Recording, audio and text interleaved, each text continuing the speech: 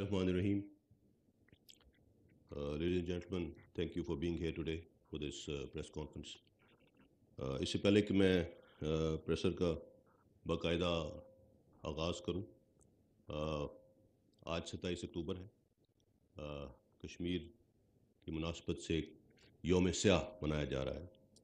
یہ وہ دن ہے جس دن 1947 میں بھارت نے کشمیر پہ غاصبانہ قبضہ کرنے کے لیے اپنی فوجیں وہاں پہ اتاری تھیں، اور اس دن سے آج تک کشمیر کے غیور اور بہادر عوام ان کا بے جگری سے مقابلہ کر رہے ہیں۔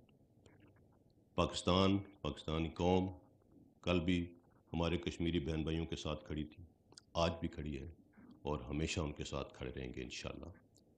اور ہم چاہتے ہیں کہ کشمیر کے مسئلے کا حل یونائٹڈ نیشنز کی ریزولوشنز اور کشمیری عوام کی امنگوں کے مطابق کیا جائے۔ Coming over to the issue of the day, آج کی پریس کانفرنس کا مقصد سینئر اور ممتاز صحافی ارشد شریف صاحب کی کینیا میں وفات اور اس سے جڑے حالات و واقعات کے حوالے سے آپ کو کچھ آگاہی دینا۔ یہ پریس کانفرنس ایسے حالات کے تناظر میں کی جا رہی ہے جہاں حقائق کا صحیح ادراک انتہائی ضروری ہے، تاکہ فیکٹ، فکشن اور اوپینین میں ڈفرینشیٹ کیا جا سکے اور سچ سب کے سامنے لایا جا سکے۔ اس پریس کانفرنس کی اہمیت اور حساسیت کی وجہ سے وزیر اعظم پاکستان کو اس حوالے سے خصوصی طور پر پیشگی آگاہ کیا گیا ہے۔ اس کے ساتھ ساتھ ان عوامل کا احاطہ کرنا بہت ضروری ہے جن کے تحت نہ صرف ایک مخصوص بیانیہ بنایا گیا بلکہ اسی جھوٹے بیانیے کے ذریعے لوگوں کو گمراہ کیا گیا۔ اداروں اور ان کی لیڈرشپ، یہاں تک کہ چیف آف آرمی سٹاف پر بھی بے جا الزام تراشی کی گئی، اور اس کی وجہ سے معاشرے میں تقسیم اور غیر معمولی اضطراب کی صورتحال پیدا کرنے کی کوشش کی گئی۔ ارشد شریف صاحب کی وفات ایک انتہائی اندوناک واقعہ ہے، اور ہم سب کو اس کا شدید دکھ ہے۔ اللہ تعالیٰ ارشد شریف صاحب کی مغفرت فرمائے۔ دکھ اور تکلیف کی اس گھڑی میں ہم سب ان کے لواحقین کے ساتھ برابر کے شریک ہیں۔ ارشد شریف صاحب پاکستان کی صحافت کا ایک آئیکن تھے، کیونکہ ایک فوجی کے بیٹے، ایک شہید کے بھائی اور ایک سرونگ آفیسر کے برادر نسبتی تھے، اس لیے فوج اور شہیدوں کے حوالے سے ان کے پروگراموں میں وہ درد اور احساس ہمیشہ جھلکتا تھا۔ سیاچن ہو، قبائلی علاقہ جات ہوں، فوجی مشقیں، operation area, line of control, Arshad Sharif صاحب کے پروگرام جرنلزم کی دنیا میں ایک رول ماڈل کے طور پہ یاد رکھے جائیں گے۔ وہ انتہائی محنتی صحافی تھے جنہوں نے اپنے شاندار کام سے صحافت میں مقام بنایا۔ چونکہ ان کی وجہ شہرت تحقیقاتی صحافت تھی، لہٰذا جب سائفر کا معاملہ سامنے لایا گیا تو ارشد شریف صاحب نے اس پر بھی متعدد پروگرامز کیے۔ اس حوالے سے انہوں نے اس وقت کے وزیر اعظم سے کئی ملاقاتیں بھی کی اور ان کے کئی انٹرویوز بھی کیے، جس کے نتیجے میں یہ بات بھی کی گئی کہ شاید انہیں مختلف میٹنگز کے منٹس اور سائفر بھی دکھایا گیا تھا۔ سائفر اور ارشد شریف صاحب کی وفات کے حوالے سے جڑے واقعات کے حقائق تک پہنچنا بہت ضروری ہے، تاکہ اس سلسلے میں کسی قسم کا ابہام اور قیاس آرائی پیدا نہ ہو اور قوم سچ جان سکے۔ جہاں تک سائفر کا معاملہ ہے، آرمی چیف نے 11 مارچ کو کامرا میں سابق وزیر اعظم سے خود اس کا تذکرہ کیا تھا، جس پر انہوں نے فرمایا کہ یہ کوئی بڑی بات نہیں۔ ہمارے لیے یہ حیران کن تھا جب 27 مارچ اسلام آباد کے جلسے میں کاغذ کا ایک ٹکڑا لہرایا گیا اور ڈرامائی انداز میں ایک ایسا بیانیہ دینے کی کوشش کی گئی جس کا حقیقت سے دور دور تک کوئی واسطہ نہیں تھا۔ سائفر کے حوالے سے حال ہی میں کئی حقائق منظر عام پر آ چکے ہیں۔ جس نے اس کھوکھلی اور من گھڑت کہانی کو بے نقاب کر دیا ہے کہ کیسے پاکستانی سفیر کی رائے کو اپنے سیاسی مقاصد کے لیے استعمال کیا گیا۔ 31 مارچ کی نیشنل سیکیورٹی کمیٹی کی میٹنگ بھی اس سلسلے کی ایک کڑی تھی۔ ISI نے بڑے واضح اور پروفیشنل انداز میں نیشنل سیکیورٹی کمیٹی کو بتا دیا تھا کہ حکومت کے خلاف کسی بھی قسم کی سازش کے کوئی شواہد نہیں ملے۔ نیشنل سیکیورٹی کمیٹی کو بریف کیا گیا کہ یہ پاکستانی سفیر کی ذاتی اسیسمنٹ ہے، اور پاکستانی سفیر نے جو لائے عمل ریکمینڈ کیا تھا وہی لائے عمل نیشنل سیکیورٹی کمیٹی نے بھی فارن آفس کو ریکمینڈ کیا۔ ISI کی سائفر سے متعلق فائنڈنگز کی کسی قسم کی سازش کو ان کو اس کے شواہد نہیں ملے، اور یہ تمام فائنڈنگز ریکارڈ کا حصہ ہیں۔ ہم ان فائنڈنگز کو قوم کے سامنے رکھنا چاہتے تھے جو ISI کی فائنڈنگز تھیں، تاہم یہ فیصلہ ہم نے اس وقت کی حکومت پر چھوڑ دیا کہ وہ ISI کی فائنڈنگز کو پبلک کرتے، لیکن ایسا نہیں کیا گیا، بلکہ مزید افواہیں اور جھوٹی خبریں پھیلائی گئیں جس کا مقصد سیاسی فائدہ حاصل کرنا اور ایک مخصوص بیانیہ تشکیل دینا تھا کہ حکومت کے خلاف آئینی اور قانونی اور سیاسی معاملے کی بجائے عدم اعتماد کی تحریک رجیم چینج آپریشن کا حصہ تھی۔ پھر اسی حوالے سے امریکہ کے دنیا بھر میں رجیم چینج آپریشنز کے حوالے دیے گئے اور ان کو پاکستان میں حکومت کی تبدیلی سے جوڑ دیا گیا۔ پاکستان کے اداروں بالخصوص فوج کی لیڈرشپ کو نشانہ بنایا گیا اور ہر چیز کو غداری اور رجیم چینج آپریشن سے لنک کر دیا گیا۔ یہی وہ وقت تھا جب ارشد شریف صاحب اور دیگر کئی صحافیوں اور سوشل میڈیا ایکٹیوسٹس کو ایک مخصوص بیانیہ فیڈ کیا گیا جس کی حقیقت بھی بہت حد تک واضح ہو چکی ہے۔ ذہن سازی کے ذریعے قوم اور افواج پاکستان میں سپاہ اور لیڈرشپ میں نفرت پیدا کرنے کی مذموم کوشش کی گئی۔ پاکستان اور پاکستان کے اداروں کو دنیا بھر میں بدنام کرنے کی کوئی کسر باقی نہیں چھوڑی گئی۔ اس میڈیا ٹرائل میں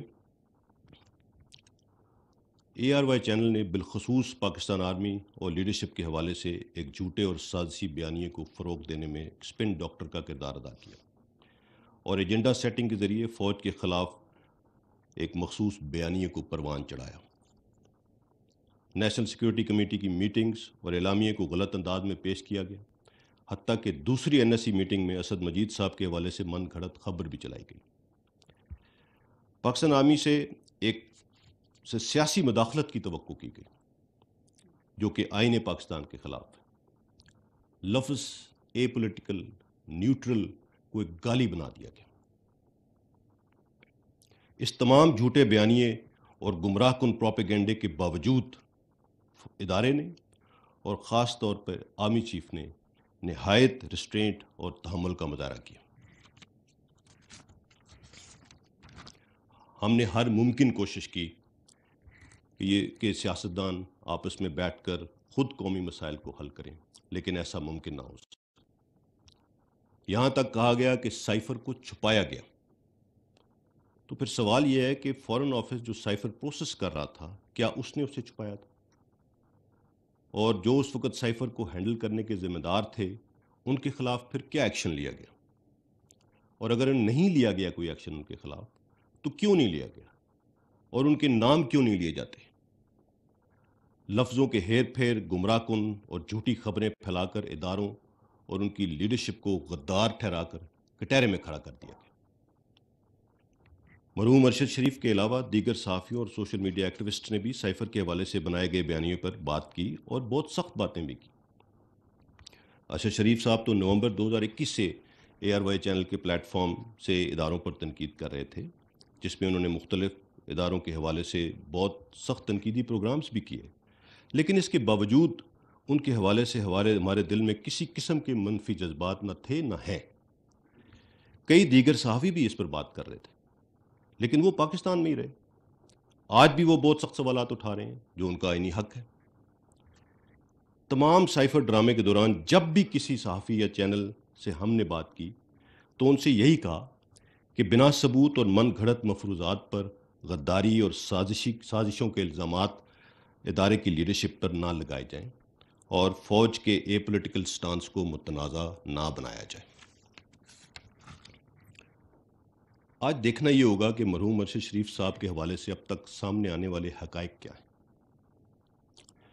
5 اگست 2022 کو خیبر پختونخوا گورنمنٹ کی جانب سے ARY اینکر ارشد شریف صاحب کے حوالے سے ایک تھریٹ الرٹ جاری کیا گیا۔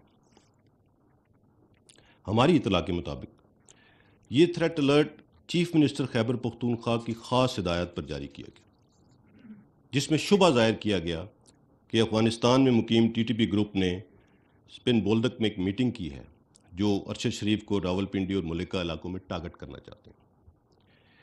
اس حوالے سے وفاقی حکومت یا پھر سیکیورٹی اداروں سے مزید کسی قسم کی معلومات شیئر نہیں کی گئیں کہ کیسے اور کس نے KP گورنمنٹ کو یہ اطلاع مہیا کی کہ ارشد شریف صاحب کو ٹارگٹ کیا جائے گا۔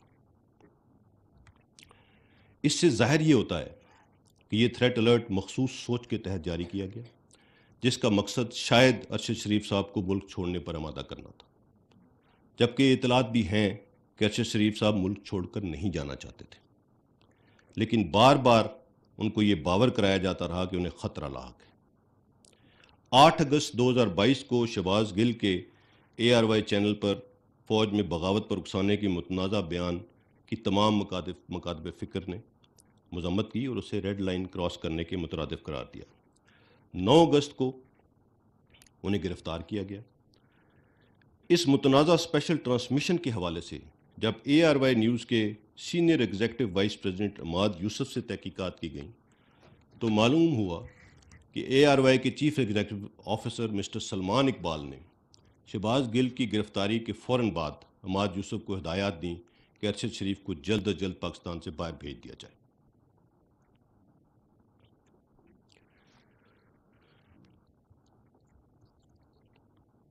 اس کے جواب میں عماد یوسف نے انہیں بتایا کہ ارشد شریف پشاور سے دبئی کے لیے روانہ ہوں گے۔ پھر اس حوالے سے متواتر ایک بیانیہ بنایا جاتا رہا کہ ارشد شریف کو بیرون ملک قتل کر دیا جائے گا۔ 9 اگست 2022 کو 4:40 پر کراچی سے ارشد شریف کی دبئی کے لیے ایئر ٹکٹ بک کی گئی، جو کہ ARY گروپ کے assistant manager planning and administration mister Imran کے کہنے پر فضل ربی نامی ٹریول ایجنٹ نے 5.5 لاکھ روپے وصول کرنے کے بعد بک کی۔ اس ٹریول پلان کے مطابق 9 ستمبر 2022 کو ارشد شریف کو پاکستان واپس آنا تھا۔ 10 اگست کو ارشد شریف باچا خان انٹرنیشنل ایئرپورٹ پشاور سے ایمریٹس انٹرنیشنل کی پرواز EK 637 کے ذریعے صبح 6:10 پر دبئی کے لیے روانہ ہوئے۔ ارشد شریف کو KP گورنمنٹ نے اس دوران مکمل پروٹوکول فراہم کیا۔ انہیں چیف منسٹر سیکریٹریٹ سے کے پروٹوکول آفیسر عمر گل آفریدی نے green number plate double cabin میں ایئرپورٹ پہنچایا۔ Chief minister secretariat Khyber Pakhtunkhwa کے سٹاف نے ہی تمام کاؤنٹرز پر ارشد شریف کی معاونت کی اور انہیں فلائٹ تک پہنچایا۔ اس حوالے سے اداروں کی جانب سے ارشد شریف کو روکنے کی کسی بھی قسم کی کوشش نہیں کی گئی۔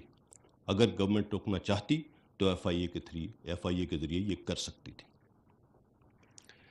ارشد شریف صاحب تب تک UAE میں رہے جب تک ان کے پاس UAE کا ویلڈ ویزا تھا۔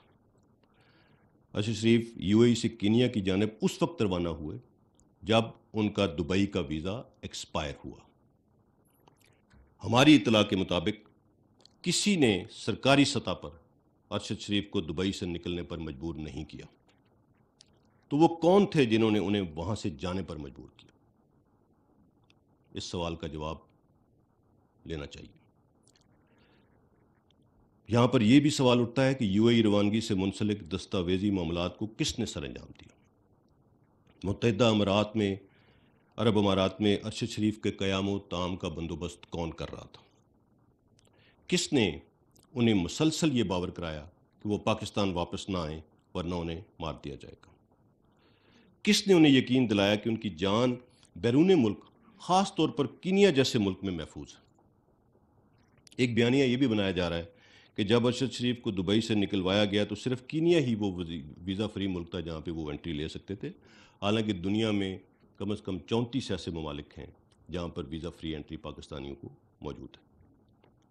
ارشد شریف کیوں کر کینیا پہنچے اور ان کی میزبانی کون کر رہا تھا؟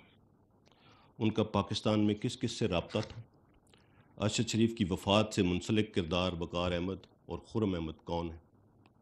ان کا ارشد سے کیا رشتہ تھا؟ کیا ارشد انہیں پہلے سے جانتے تھے یا کسی نے یہ رابطہ استوار کرایا تھا؟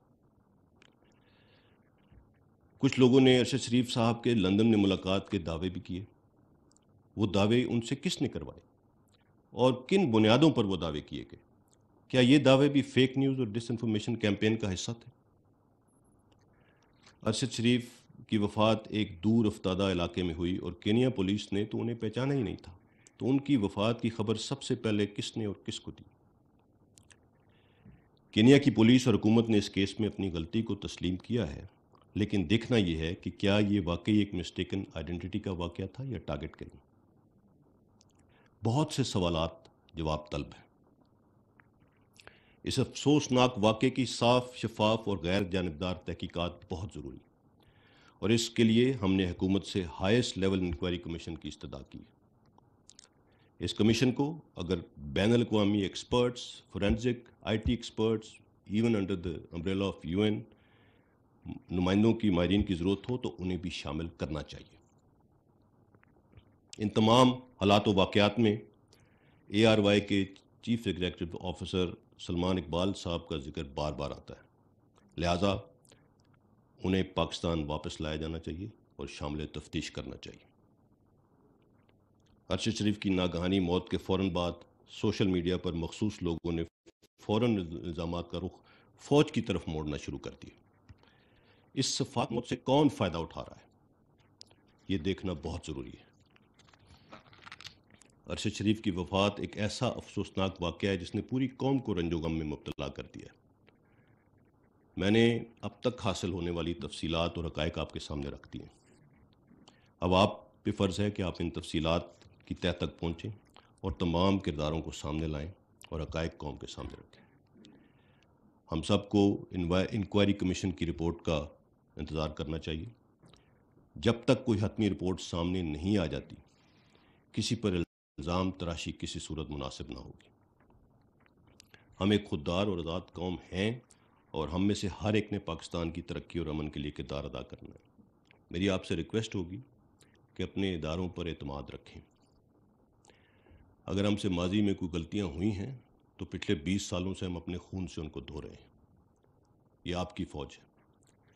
یہ وردی پہنے ہوئے 35 40 سال نوکری کے بعد کوئی غداری کا توق لٹکا کے گھر نہیں جانا چاہتا۔ ہم کمزور ہو سکتے ہیں، ہم سے غلطیاں ہو سکتی ہیں، مگر ہم غدار اور سازشی ہرگز نہیں ہو سکتے۔ اس چیز کا ادراک سب کو کرنا ہوگا، کیونکہ فوج عوام کے بغیر کچھ نہیں ہے۔ ایک بہت مشہور اسکالر نے کچھ عرصہ پہلے کہا تھا کہ اگر پاکستان کو توڑنا ہے تو پہلے اس کی فوج کو کمزور کرنا ہوگا۔ اور آج ہائیبریڈ وارفیئر کی اپلیکیشن، 5th جنریشن وارفیئر کی اپلیکیشن، ان سب کے مترادف ایگزیکٹلی ایک کاپی بک اپلیکیشن پاکستان میں ہو رہی ہے اس وقت۔ سو ہم سب کو اس چیز سے ہم اس سے نبرد آزما ہے اور ہم اس سے باہر نکلیں گے انشاءاللہ۔ ایک متحد قوم ہی چیلنجز کا مقابلہ کر سکتی ہے۔ ہماری شناخت اور پہچان سب سے پہلے پاکستان ہے اور کچھ نہیں، اور ہم کبھی بھی انشاءاللہ ایک انسٹیٹیوشن کے طور پہ اپنی قوم کو مایوس نہیں کریں گے، نہ کیا ہے نہ کریں گے انشاءاللہ۔ یہ ہمارا آپ سے وعدہ ہے۔ یہ وقت اتحاد، تنظیم اور نظم و ضبط کا ہے، اور مل کر ہمیں پاکستان کو ان تمام چیلنجز سے نکالنا ہے، اور ہم انشاءاللہ اس سے نکلیں گے۔ Thank you very much. Before we start the Q and A, اس ٹاپک کی سینسٹیوٹی کو دیکھتے ہوئے اور جو ہم نے آج بات چیت کی ہے، میں نے ڈی جی آئی ایس آئی کو بھی ریکویسٹ کی ہے کہ وہ آج اس پریس کانفرنس میں میرے ساتھ بیٹھیں، اور اگر آپ کے کچھ سوالات ہیں تو ان کا بہتر طریقے سے جواب دے سکیں۔ D G I S I.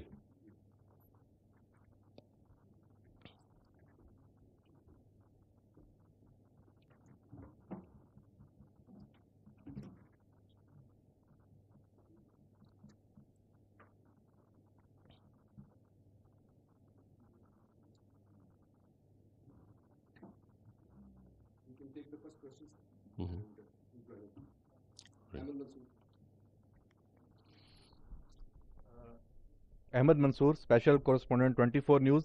General صاحب، آپ نے اپنی جو ابتدائیہ ہے اس میں بھی بات کی نیوٹرل کی، وہ ساری جو تحریک انصاف کے چیئرمین ہیں عمران خان صاحب، وہ پہلے تو اشاروں کنایوں میں یہ بات کرتے رہے کہ جو نیوٹرل ہے وہ کسی کو حق نہیں ہے نیوٹرل ہونا، پھر وہ اس سے آگے بڑھے اور انہوں نے نام لے لے کر میر جعفر میر صادق بھی کہنا شروع کیا اور حوالہ دے کے فوج اور فوج کی قیادت ایون جنرل باجوہ کو سمجھیں وہ ٹارگٹ کرتے رہے۔ تو اس ساری جو سینیریو ہے،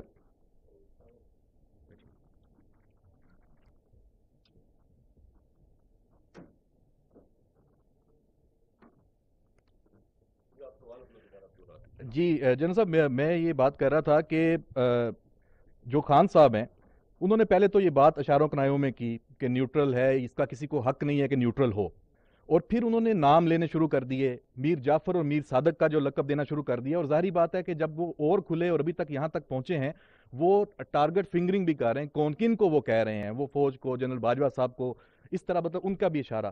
تو اب اس کے پیچھے ان کا مقصد کیا ہو سکتا ہے، وہ کیا وہ کہہ رہے ہیں، اور کیا ان کا جو مقصد ہے وہ پورا ہونے دیا جائے گا؟ دیکھیے، یہ آن ہے مائک،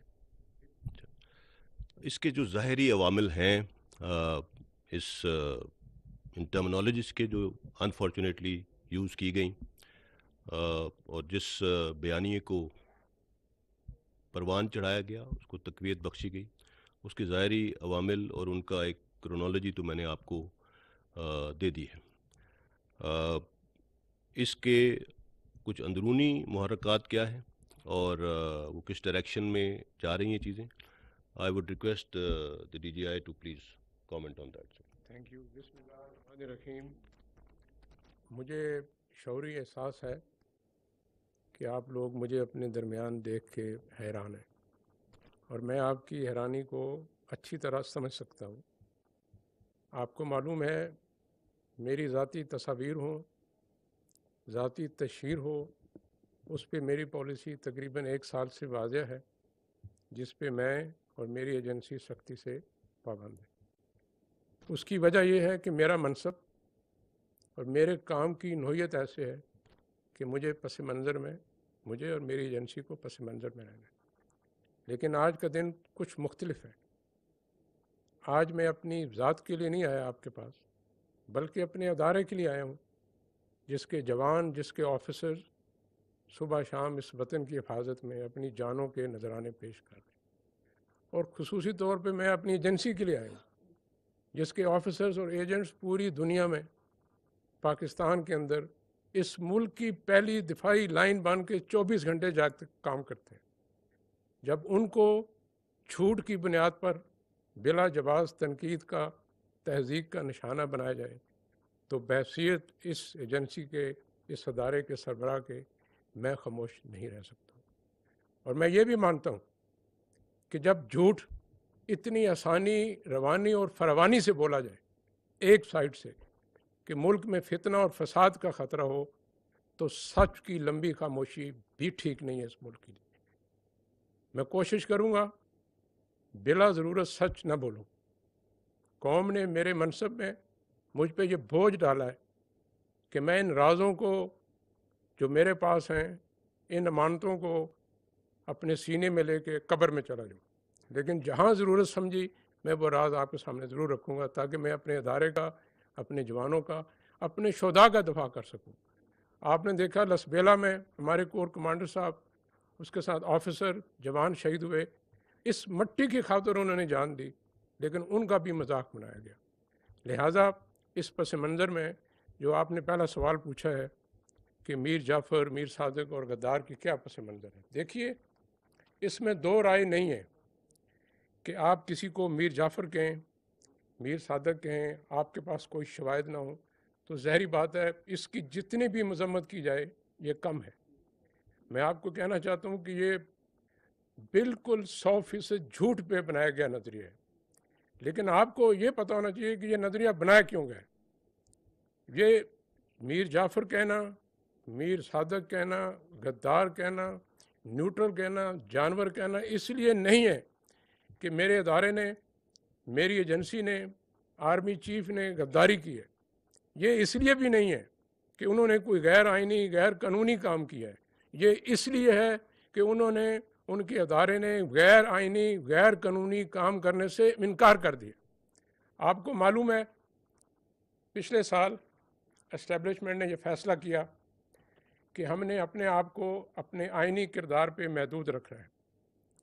ये फ़र्द वाहिद का फ़ैसला नहीं था, सिर्फ आर्मी चीफ का फ़ैसला नहीं था, इस पे अदारे के अंदर इसकी क़यादत में बहुत बहस हुई और हम इस नतीजे पे पहुँचे कि मुल्क का मफाद इसी में है, अदारे का मफाद इसी में है कि हम अपने आप को आइनी किरदार पे महदूद कर लें, सियासत से बाहर निकल जाएं।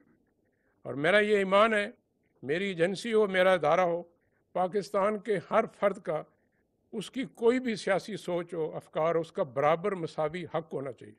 इसको किसी एक ग्रोह, किसी एक नाम के साथ मुंसलिक नहीं होना चाहिए। यही इस अदारे की शान है, यही इस अदारे की आन है। इन तमाम अमूर को ज़हन में रख के ये हमने फ़ैसला किया।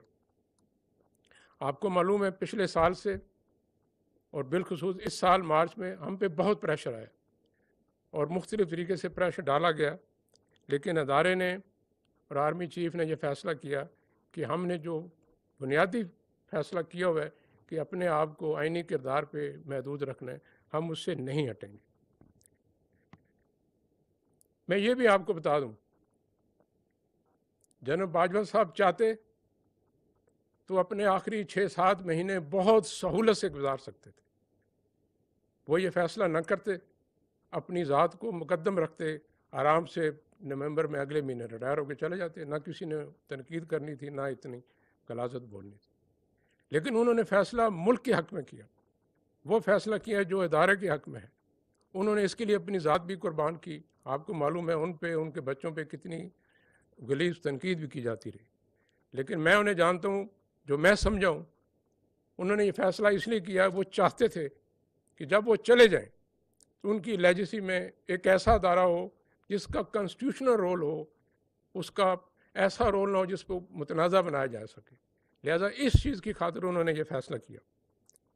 मैं ये भी आपको बता दूं, मार्च के महीने में आर्मी चीफ को उनकी मुद्दत मुलाजमत में गैर मुहिना मुद्दत की तोसी की पेशकश भी की गई, मेरे सामने की गई।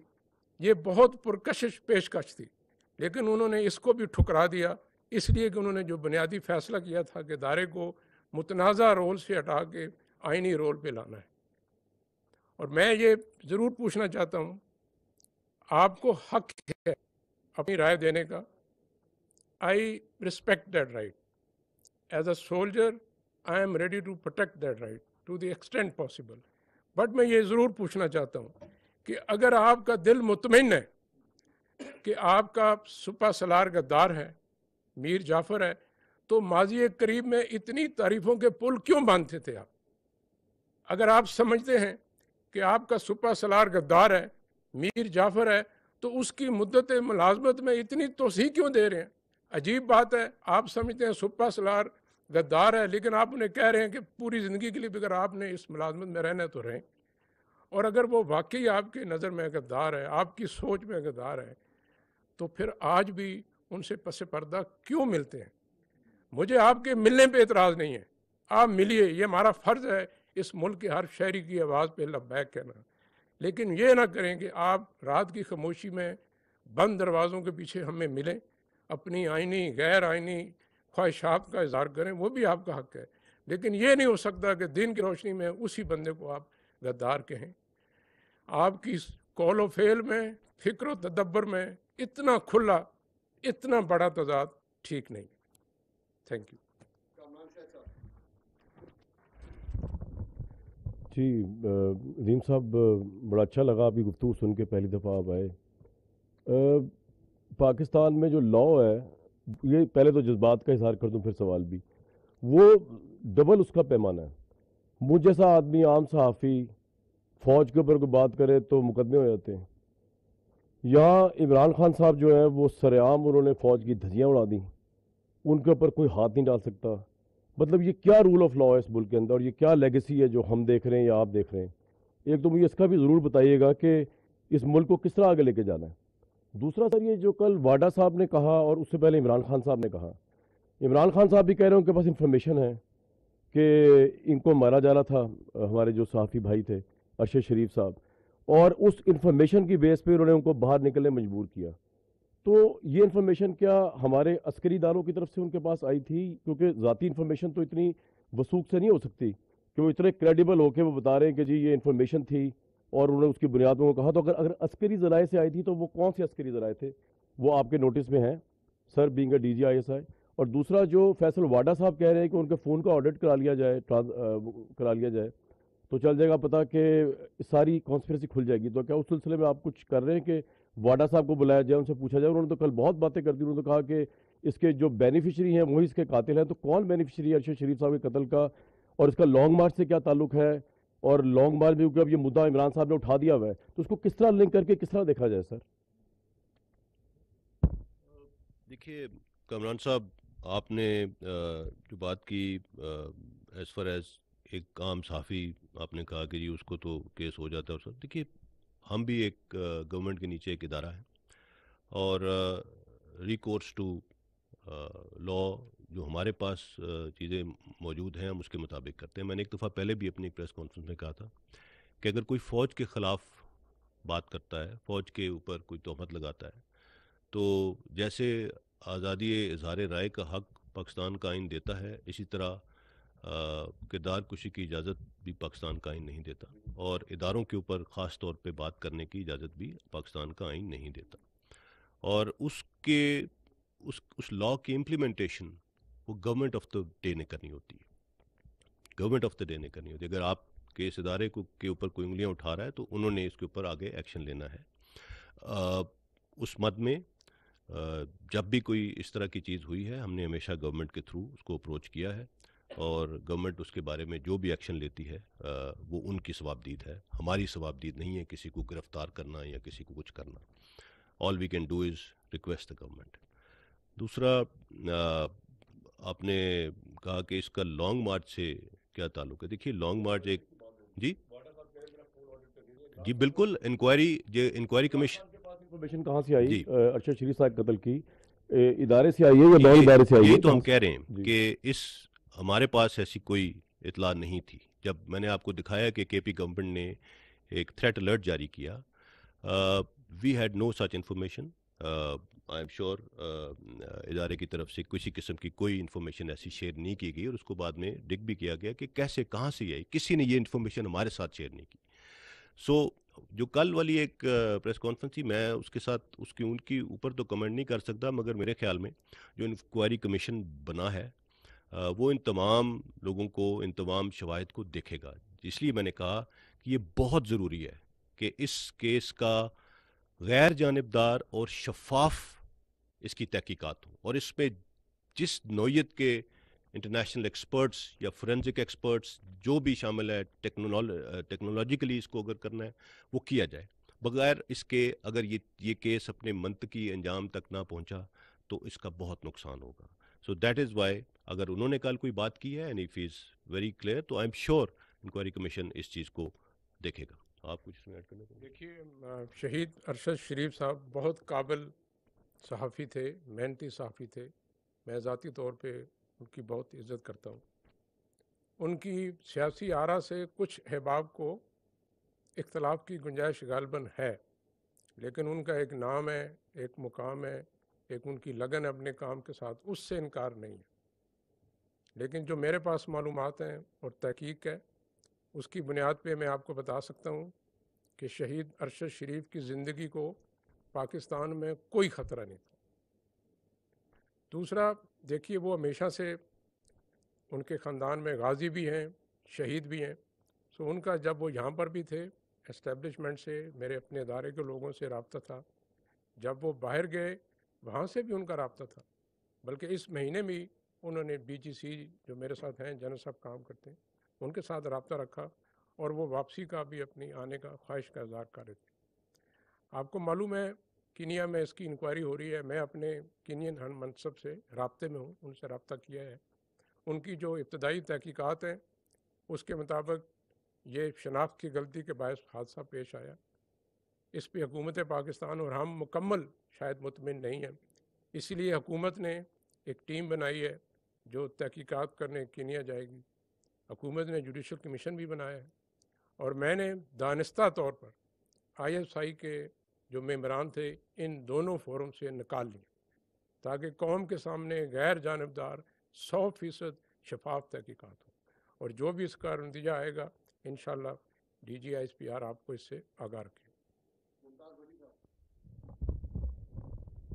जनरल साहब, मुमताज़ भट्टी मैं दिन से को रिप्रेजेंट करता हूँ। जनरल साहब, ये जितने लोग आज मीडिया के रिलेटेड हमारे साथी जो तनकीद कर रहे हैं अफवाज पाकिस्तान के ऊपर और मुख्तलिफ़ किस्म का प्रोपेगेंडा जो किया जा रहा है, मैं अरशद साहब की बात नहीं कर रहा, बाकी लोगों की बात कर रहा हूँ जो इस दुनिया में हैं। इन सब का ताल्लुक़ माजी में आपके जो इंटेलिजेंस का इदारा है उसके चीफ़ के साथ और उनके करीबी अफसरों के साथ रहा है। तो आपने इस एंगल के ऊपर अब तक क्या तहकीक की है कि आइंदा तैनाती को मनूवर करने के लिए ये प्रोपेगेंडा अफवाज पाकिस्तान के ख़िलाफ़ तो नहीं किया जा रहा? देखिए, एज लॉन्ग एज ताल्लुकात या मिलना या इस तरह की चीज़ है उसको इंफॉर्मेशन की शेयरिंग है, उसको किसी कोई गलत रंग मेरे ख्याल में नहीं देना चाहिए। जहाँ तक तनकीद की बात है, तनकीद हर एक का हक है और हमें तनकीद पे एज एन इंस्टीट्यूशन कभी कोई प्रॉब्लम नहीं हुआ। हमारा मसला सिर्फ किसी को तब होता है जब तनकीद से बढ़कर एक चीज़ इल्ज़ाम तराशी और मन घड़त प्रोपेगेंडे की डोमेन में चली जाती है। So that is something that we need to avoid at all cost, and specially जब हम अपने इदारों के बारे में बात कर रहे हैं, बिकॉज़ हमारे पास ऐसा कोई फोरम नहीं है कि हम हर रोज़ आके हर एक के किसी की भी बात का जवाब दे सकें। ना ही हमें सूट करता है, ना ही हमें करना चाहिए। इसीलिए इदारों का दफ़ा हुकूमत वक्त करती है, लेकिन तनकीद का कोई इशू नहीं है।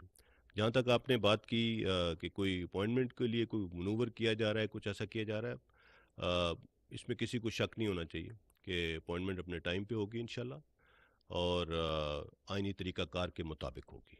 There should be no doubt in that.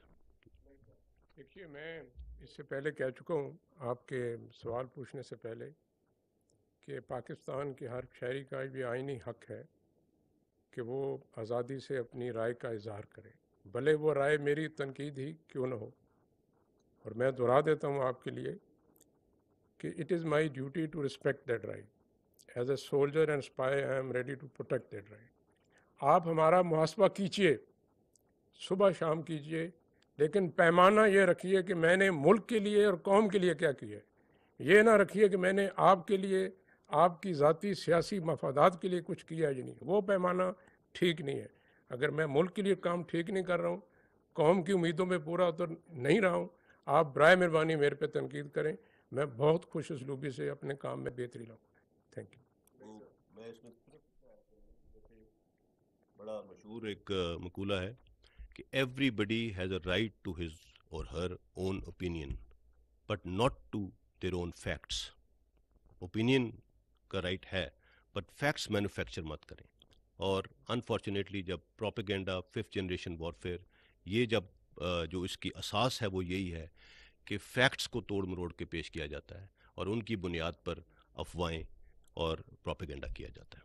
ठीक है जी, लाइकुर रहमान, ARY TV से। डीजी साहब, आपसे सवाल है कि जिस सिनारियो को आपने बयान किया उसमें बहुत से इंटरनेशनल चैलेंजेस भी एक सामने आते हैं, तो थोड़ी सी रोशनी डालेंगे वो कौन से इंटरनेशनल चैलेंजेस हैं और उनको निपटने के लिए हिकमत अमली क्या है?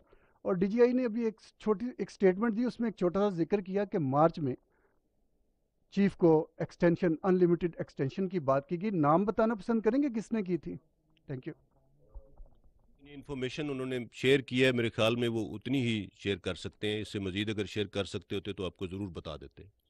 मगर मैं आपको ये ज़रूर बता दूं कि आपने जो इंटरनेशनल चैलेंजेस की बात की वो किस नोयत कि आप इस केस से रिलेटेड इंटरनेशनल चैलेंजेस हैं उनके बाद और इस केस से रिलेटेड इंटरनेशनल चैलेंजेस बहुत हैं। Pakistan is a country of consequence and जब आप इतने स्ट्रेटेजिकली इम्पोर्टेंट, पाकिस्तान एक दुनिया में एक स्ट्रेटेजिकली इम्पोर्टेंट मुल्क है और इसके चैलेंजेस हमेशा रहे हैं और रहेंगे। और उन्हीं चैलेंजेस से लड़ने के लिए, उन्हीं चैलेंजेस को ओवरकम करने के लिए, बिकॉज जैसे कहते हैं every challenge brings an opportunity. So there are also many opportunities available to us internationally.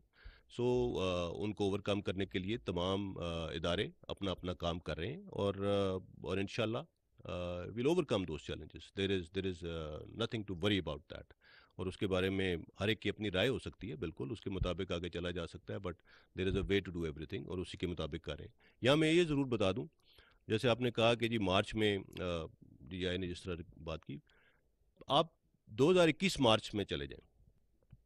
2021 March کے بعد اس وقت ایک سینٹ کا الیکشن ہوا تھا جس کے آپ جانتے ہیں کیا ہوا.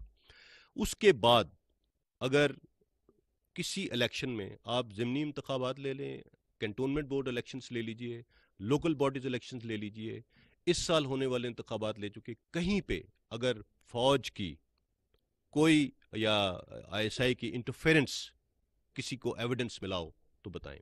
ہم نے 12 اس بارے میں بات کی کہ اگر کوئی ایویڈنس ہے، بار بار کہا جاتا ہے کہ دھاندلی کی گئی، یہ کیا گیا، وہ کیا گیا، کہیں پہ ادارے نے اگر مداخلت کی ہو کسی پولیٹیکل ایونٹ کے اندر، تو اس کا کوئی اگر ایویڈنس ہے پلیز لے کے آئیے.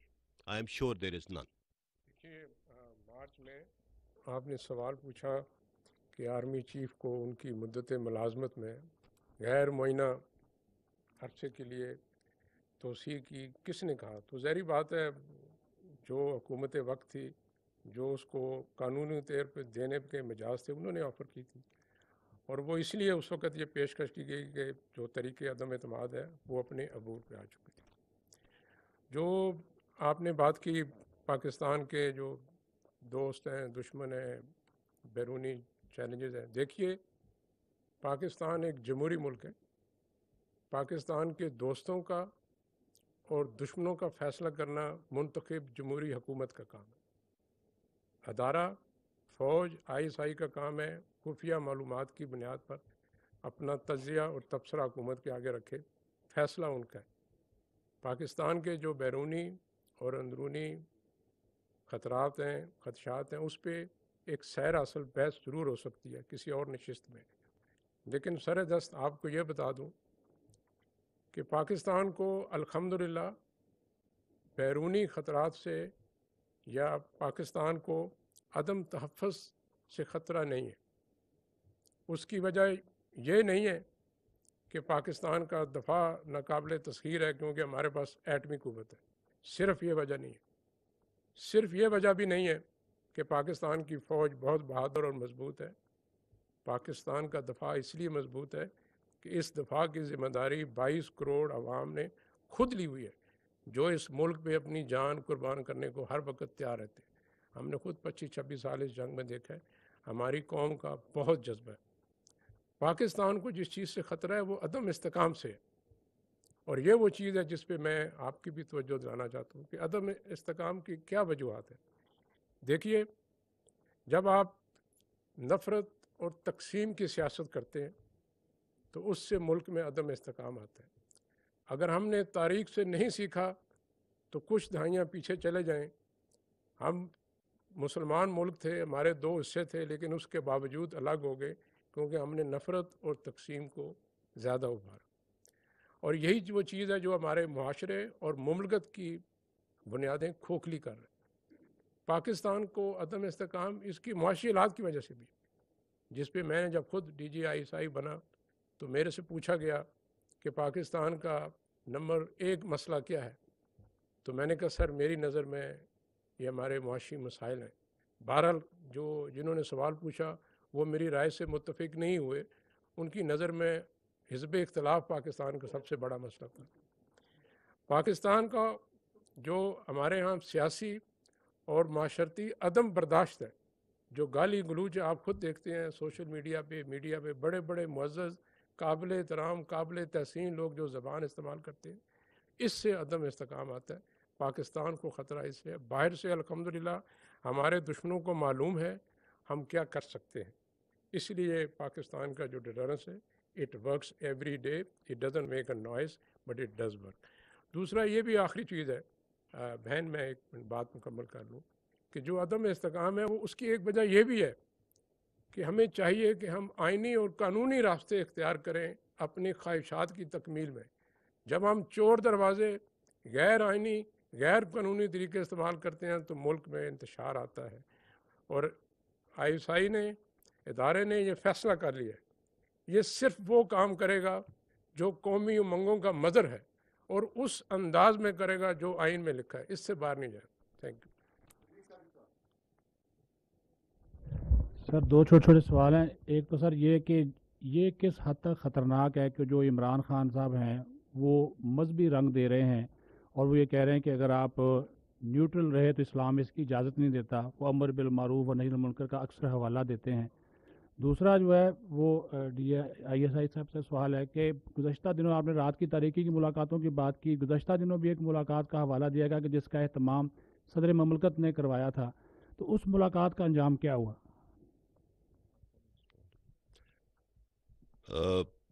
उस मुलाकात के बारे में DGI आपको कुछ तफसील अगर उनके पास है तो वो दे देंगे। एज़ फार एज़ न्यूट्रल की आपने बात की, मैं एक तो न्यूट्रल का लफ्ज़ हमने ख़ुद कभी इस्तेमाल नहीं किया। हमने हमेशा कहा कि हम एपॉलिटिकल हैं, जो कि हमारा आइनी किरदार है, गैर सियासी। उसको न्यूट्रल कह देना या उसको जानवर से तशबीह देना, मेरे ख़्याल में ये और साथ जिस तरह आपने कहा कि उसके अंदर एक दीन का भी हवाला दे देना। मैं कोई रिलीजियस स्कॉलर नहीं हूँ, लेकिन जितना दीन मुझे समझ आता है, मेरे ख़्याल में इस किरदार का उसके साथ कोई ताल्लुक़ नहीं है। ये हमारा आइनी किरदार है और पाकिस्तान का आइन शरीयत के ऐन मुताबिक है, इसमें किसी को कोई शक नहीं है। पाकिस्तान का आइन एक इस्लामी मुमलिकत का आइन है और उसी आइन में ये लिखा है कि इदारे अपना किरदार अपनी आइनी हदूद में रह के अदा करेंगे। उसी आइन के ऊपर हम हल्फ लेते हैं। मैंने जैसे कहा, माजी में हमसे गलतियां हुई, एक हिस्ट्री है, इसी की वजह से, उसी हिस्ट्री की वजह से आज भी हम पे उंगलियां उठती हैं, लेकिन उस बोझ का, उन गलतियों का कर्ज हम बहुत अरसे से अदा कर रहे हैं। और जैसा DGI ने भी आपको बताया कि ये कोई फ़र्द वाहिद का फ़ैसला नहीं था कि हमने अपने आप को हर सियासी चीज़ से बाहर निकाल लेना है। मैंने अपनी प्रेसर में भी बात की, आप रिकोडिक ले लें, आप फाटफ ले लें, आप कारके ले लें, आप NCOC कोविड का दौरान जो काम हुआ वो ले लीजिए। इवन मिलिट्री डिप्लोमेसी के तहत जो कुछ चीफ ऑफ आर्मी स्टाफ ने अपनी ज़ाती ताल्लुकात को भी सामने लाके जो कुछ कर सकते थे किया। ये सब कुछ किसी इंडिविजुअल के लिए नहीं किया, ये पाकिस्तान के लिए, पाकिस्तान की आवाम के लिए किया। और पाकिस्तान की नेशनल सिक्योरिटी से मुंसलिक हर काम में ये फ़ौज हमेशा सामने आई है, आज भी है और आइंदा भी रहेगी इंशाल्लाह। उसमें किसी गवर्नमेंट या किसी सियासी जमात या उसका कोई ताल्लुक़ नहीं है। ये काम पाकिस्तान के लिए कर रहे हैं और ये हमारा फ़र्ज़ है। लेकिन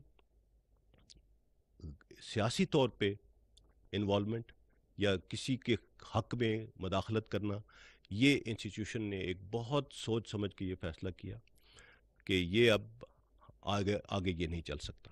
और इंशाल्लाह आप देखेंगे कि we are going to stick to that and this is what our constitutional role is. और जैसे DGI ने भी बड़ा क्लियरली कहा कि ISI भी वही काम करेगी जो जिसकी उसे आइन इजाज़त देता है। दूसरी सवाल का जवाब मैं आपसे रिक्वेस्ट करूँगा सर। देखिए, जिन मुलाकातों का आपने जिक्र किया, सदर पाकिस्तान साहब की मुलाकातों का, वो मुलाकातें हुई, उन मुलाकातों के होने में कोई ममानियत नहीं है, मैं उसमें कोई बुरी चीज़ नहीं देखता, क्योंकि उसकी नीयत मुल्क में इस्तेकाम लाना, सियासी ठहराव लाना था। और जितने भी रवैयों में इतनी ज़्यादा तलखी और टॉक्सिटी आ चुकी थी, उसको कम करना था। वो अपने मंतकी अंजाम तक नहीं पहुंच सकी। वो क्यों ना पहुंची, उसके अलावा कौन सी मुलाकातें हुई, मैंने आपको शुरू में कहा कि बिला ज़रूरत सच शर है। Thank you.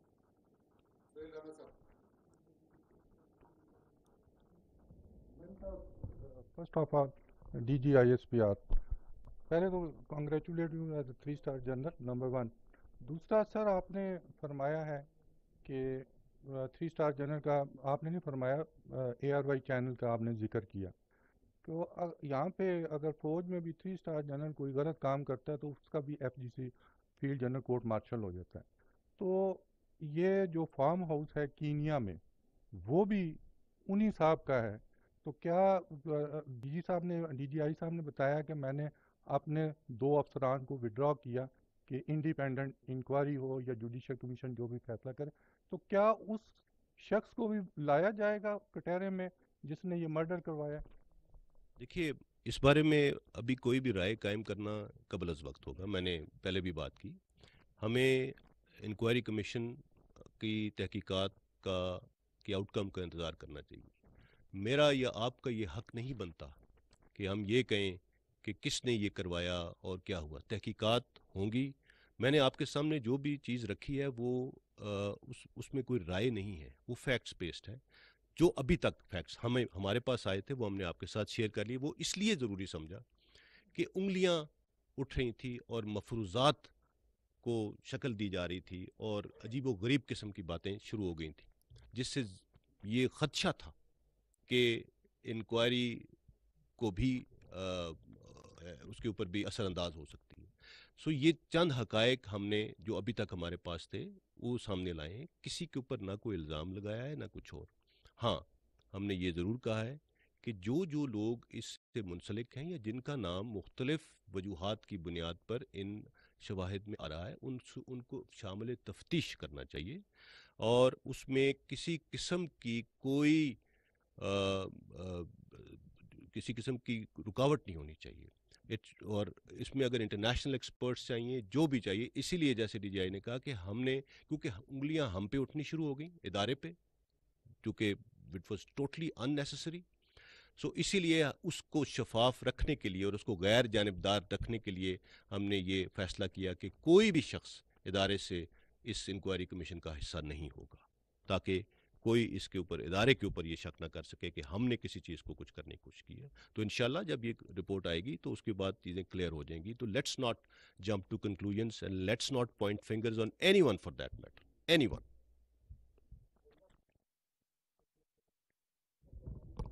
سر السلام علیکم. اور پہلا سوال تو سر آپ سے DGI سے جنرل عظیم صاحب سے کہ آپ کا آنا یقیناً حیران کن چیز تھی. وہ کیا معاملہ تھا جس نے آپ کو مجبور کیا کہ آپ نے اپنا فیصلہ کہ آپ منظر عام پہ نہیں آئیں گے, یا آپ کا ادارہ جاتی فیصلہ جو اصول پر مبنی تھا, کیا یہ ارشد شریف کی شہادت ہے یا اس سے جڑا ہوا بیانیہ جس نے آپ کو یا آپ کے ادارے کو مجبور کر دیا کہ آپ اپنا اصول خود ہی توڑ دیں؟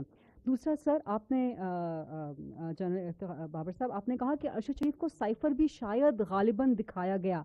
کیا یہ بھی ایک ایلیمنٹ ہو سکتا ہے ارشد شریف کو ٹارگٹ کیے جانے کے پیچھے, یا کوئی ان کو ٹریپ میں لا کر ان کو اس طرح سے الجھانے کے پیچھے؟ دوسرا سر, عمران خان نے خود کہا کہ میں نے بھیجا ارشد شریف کو, میں نے کہا ملک سے باہر جائیں, اور یہ کہ ان کے قتل کا منصوبہ مجھے بھی معلوم تھا. پھر KP گورنمنٹ کا تھریٹ لیٹر وہ ہم سب کو معلوم تھا, آپ نے وہ آج دکھا بھی دیا.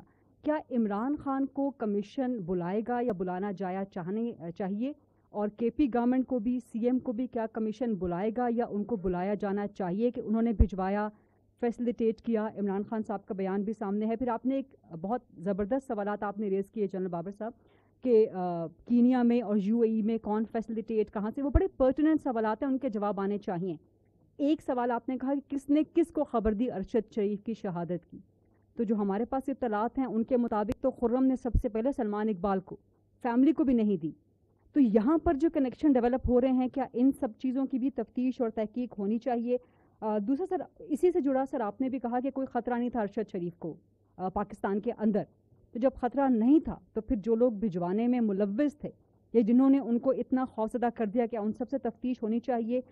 دوسرا سر, آپ نے کہا کہ لاسٹ سوال ہے, آپ نے کہا کہ ادارے نے فیصلہ کر لیا ہے کہ اے پولیٹیکل رہنا ہے. یہ فیصلہ ادارے کا مستقل ہے یا افراد سے منسلک ہے؟ ادارہ جاتی فیصلہ ہے یا یہ افراد کا فیصلہ ہے, یا اس کے بعد جب تبدیلیاں آئیں گی ادارے میں تو ہم وہاں پر بھی کچھ تبدیلی دیکھیں گے؟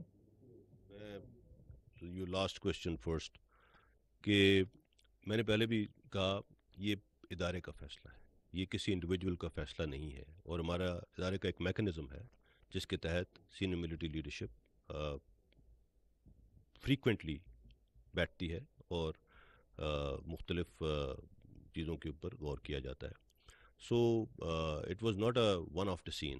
یہ ایک فیصلہ ادارے کا ہے اور انشاءاللہ ادارے کی آنے والی لیڈرشپ بھی اس پہ قائم رہے گی اور اس میں کوئی شک نہیں ہونا چاہیے. اور یہ کوئی فیصلہ ایسا نہیں ہے کہ اس کو کوئی آپ کہہ دیں کہ یہ کوئی بک سے باہر چیز ہے. It is part of the constitution of Pakistan and that is what we are sticking to. As far as آپ نے تفتیش کی بات کی تو دیکھیے میں نے جیسے پہلے بھی کہا کہ اس تفتیش کو مکمل غیر جانبدار اور شفاف ہونا ہے.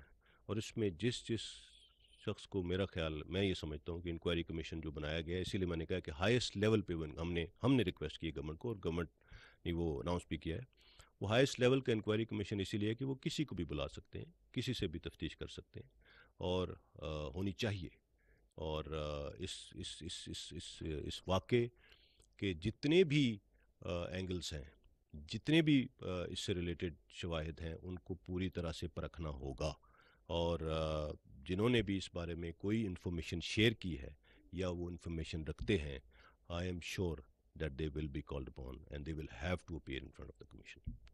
دیکھیے آپ نے بات کی کہ یہ جو غیر سیاسی یا آئینی کردار تک محدود رہنے کا فیصلہ ہے, کیا یہ فرد واحد کا ہے یا ادارے کا ہے. میں نے آپ سے شروع میں کہا اس پہ بہت دن ادارے کی جو قائدین ہیں ان میں بہت بحث ہوئی. اس پہ ہر پہلو پہ غور کرنے کے بعد ادارے نے یہ فیصلہ کیا بحیثیت ادارہ کہ ہم آئینی کردار تک محدود رہیں گے. آپ کو یہ معلوم ہو جو اس فیصلے میں شامل تھے ان میں وہ لوگ تھے جو اگلے 15 سے 20 سال تک اس ادارے کی قیادت سنبھالنے والے. لہذا یہ فیصلہ فرد واحد کا نہیں ہے. دوسری جو آپ نے بات کی کہ کس چیز نے مجھے مجبور کیا, یہ لفظ ٹھیک استعمال ہوا ہے کیونکہ میری اپنی پالیسی تھی کہ میں نے تصویر بھی نہیں لانی اپنی. وہ یہ تھی کہ میں دیکھتا تھا اکثر کہ جیسے میں نے شروع میں کہا کہ ایک سائڈ پہ جھوٹ کو اتنی آسانی ہے, اتنی فراوانی ہے, اور ہمارے جو نوجوان ذہن ہیں وہ اس کو قبول کرتے جا رہے ہیں. اور مجھے کسی ذاتی چیز کی وجہ سے میں مجبور نہیں ہوا.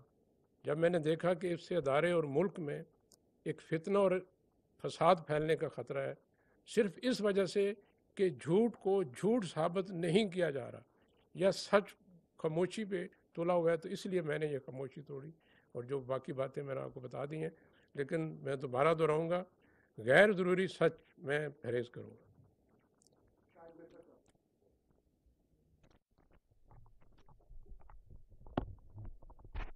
السلام علیکم جی صاحب, ایک تو آپ کو مبارکباد دینا چاہوں گا اور دوسرا آپ کی اچھی اردو سن کے اچھا لگا سر, ڈی جی آئی سر.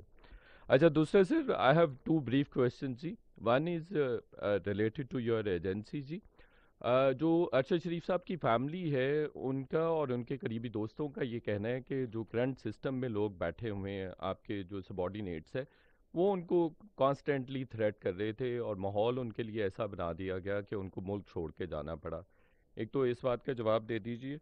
دوسرا جو فیصل وافدہ صاحب نے کنکلوڈ کیا ہے اس کا کریکس یہ ہے کہ یہ اندر کی ان فائٹنگ ہے جس کی وجہ سے ارشد شریف صاحب کولیٹرل ڈیمیج کی صورت میں سامنے آئے ہیں. تو جس طرف انہوں نے پوائنٹ آؤٹ کیے ہیں فنگرز فیصل وافدہ صاحب نے, کیا ان کے اگینسٹ بھی وہ پریویس سسٹم میں بیٹھے ہوئے لوگ یا جو اتھارٹی تھے ان کی بات کر رہے ہیں, تو ان کے اگینسٹ بھی کوئی پروب انویسٹیگیشن یا کوئی کاروائی متوقع ہے؟ Thank you.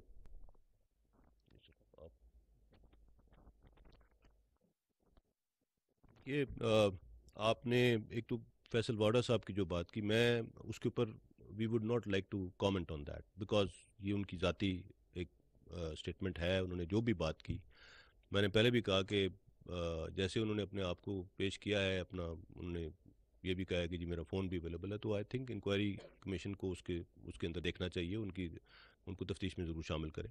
I am no position to comment on what he is seeing and انہوں نے وہ کیا چاہتے ہیں. دوسرا سوال آپ کا کیا تھا؟ جی اس کے بارے میں I would request D G I would request. جو معلومات میرے پاس ہیں ارشد شریف صاحب کے جو میرے ماتحت آفیسرز ہیں ان کے ساتھ اچھے تعلقات تھے, وہ ایک دوسرے سے ملتے بھی رہے ہیں ان کے جانے سے پہلے. सो मैं इस चीज़ से इत्तफाक नहीं करूँगा कि उन लोगों ने उनको धमकाया हो। और अगर इस्टेब्लिशमेंट चाहती कि वो मुल्क ना छोड़ें तो क्या वो मुल्क छोड़ सकते थे? आप खुद इस सवाल का जवाब जानते हैं। हमें उनसे कोई ज़ाती दुश्मनी नहीं थी, वो मिलते रहते थे। जैसे मैंने शुरू में कहा कि उनकी जो सियासी आरा है उससे इख्तलाफ की गुंजाइश हमेशा रही है, लेकिन वो हमारे ऑफिसर्स के साथ उनके पुराने ताल्लुकात थे और वो राब्ते में थे। दूसरी चीज़ जो आपने पूछी कि जो बाकी सहाफ़ी हजरात भी कहते हैं कि हमें फ़ोन कॉल्स आती हैं, देखिए मैं कहूँगा कि ये भी मोस्टली झूठ है। आजकल कम्युनिकेशन ऐप्स ऐसी हैं आपको इस काबिल बनाती हैं कि आप अपना नंबर ज़ाहिर किए बगैर कॉल कर लें। और अगर आपको शक है कि ये गुमनाम नंबर से कॉल आई है तो उसका आइनी कानूनी तरीका पाकिस्तान के कानून में मौजूद है। आप पुलिस में FIA में शिकायत करें, वो फोरेंसिक करके आपको बता देंगे कि जो नंबर नहीं आया ये असल में नंबर किसका है। और कुछ हफ्ते पहले आपने मीडिया पे देखा कुछ शरारती लोग खुद ही एजेंसी का बंदा बन के एक दूसरे को कॉल करके वो मीडिया पे आया, तो हमारे लोग थोड़े फनकार भी हैं। Thank you.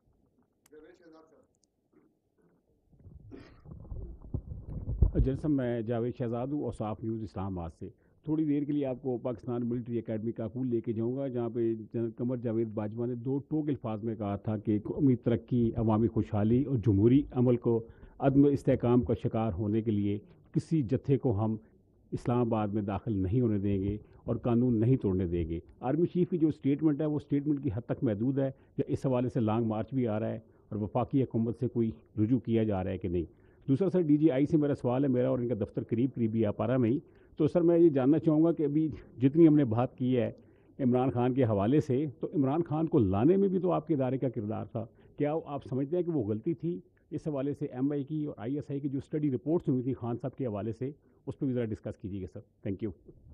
अच्छा, आपके पहले सवाल का जवाब मैं दे दूं कि चीफ ऑफ आर्मी स्टाफ ने अपनी तकरीर में ये नहीं कहा था कि किसी जत्थे को इस्लामाबाद में दाखिल नहीं होने देंगे। उन्होंने ये कहा था कि ये जो कोई जत्था या ग्रुप या जिस तरह से उनको आप मतलब पाकिस्तान को डिस्टेबलाइज करने की इजाज़त नहीं देंगे। एज़ फार एज़ इस्लामाबाद आना, एक लॉन्ग मार्च करना या उसमें लोगों का शामिल होना, ये एक सबका जमहूरी हक है और मेरा नहीं ख्याल कि उससे कोई किसी किस्म का कोई पाकिस्तान को कोई ख़तरा है। और जहाँ तक अगर उसके अंदर जैसे आइनी तौर पे कानून के मुताबिक लोग इकट्ठे होते हैं, कहीं जाते हैं, कहीं बैठते हैं, that should not worry anyone. सो फौज अपनी आइन की हदूद के अंदर रहते हुए, मैंने पहले भी कहा कि अगर हुकूमत को किसी वक्त ज़रूरत पड़ी तो अपनी आइनी हदूद में रहते हुए जो काम हो सकता है वो करेंगे। सो तकरीर का मतलब ये नहीं था। तकरीर का मतलब असल में मतन उसका ये था कि पाकिस्तान को डिस्टेबलाइज इंशाल्लाह नहीं होने देंगे। जी हाँ, अदम इस्तेकाम नहीं आने देंगे इंशाल्लाह पाकिस्तान में। और इंशाल्लाह अगर पाकिस्तान को जी तो आर यू श्योर कि उससे अदम इस्तेकाम आ जाएगा?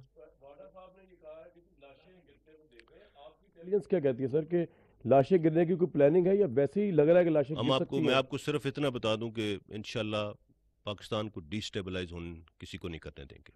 That should be very clear to everyone. ठीक है जी सर। देखिए, आपको मालूम है पाकिस्तान का आइन अपने शहरियों को बुनियादी हकूक़ की गारंटी देता है और उन हकूक़ में एक हक एहतजाज करने का भी है। लिहाजा हमें किसी के लॉन्ग मार्च से, धरने से, एहतजाज से कोई इख्तलाफ नहीं करना चाहिए। और आपको मालूम है गवर्नमेंट के पास सुप्रीम कोर्ट ने इख्तियार दिया है कि वो सलामती की सूरत हाल, लॉ एंड ऑर्डर की सूरत हाल को काबू करने के लिए जो भी उनके पास वसाइल हैं वो बरूए कार लाएंगे। जो आर्मी चीफ साहब ने कहा वो बात बिल्कुल ठीक है कि वो किसी को ये इजाज़त नहीं देंगे कि पाकिस्तान में सियासी या इक्तसादी अदम इस्तेकाम लाए। देखिए, जो आइन आपको एहतजाज का हक देता है वो उस हक के साथ फ़राइज़ भी रखता है, ज़िम्मेदारियाँ भी रखता है कि आप वो कहाँ पे हक इस्तेमाल कर सकते हैं, किन जगहों पे जा सकते हैं, किन जगहों पे नहीं जा सकते, क्या तबसरा कर सकते हैं, किन अदारों पे बातचीत करने की मनफी आर्टिकल 19 में लिखा हुआ इजाज़त नहीं है। उसकी सुप्रीम कोर्ट में केस चल रहा है और मुझे पूरा यकीन है कि सुप्रीम कोर्ट ऑफ पाकिस्तान उस पर एक वाज़िया हदायत भी जारी करेंगी। लेकिन इसके बावजूद ये ख़दशा बाहर रहता है, जब इतने लोग इकट्ठे हों تو جو دہشت گرد تنظیمیں ہیں اور جو پاکستان کے دشمن عناصر ہیں وہ اس کا فائدہ اٹھانا چاہیں گے. اس کے لیے یہ ہمارا فرض ہے کہ ان کو سیکیورٹی پرووائڈ کرنا. اور خدا نخواستہ اگر ضرورت پڑی کہ پاکستان آرمی کو آرٹیکل 245 کے تحت حکومت بلاتی ہے, حکومت کا حق ہے, تو فوج کو اگر ضرورت پڑی حالات کو قابو کرنے میں تو وہ ضرور حکومت کی مدد کرے گی. لانے میں آپ کے ادارے کا کوئی رول تھا, اس پہ ذرا تبصرہ کر دیجیے گا. اس پہ سیر حاصل بحث پھر کبھی ہو سکتی ہے.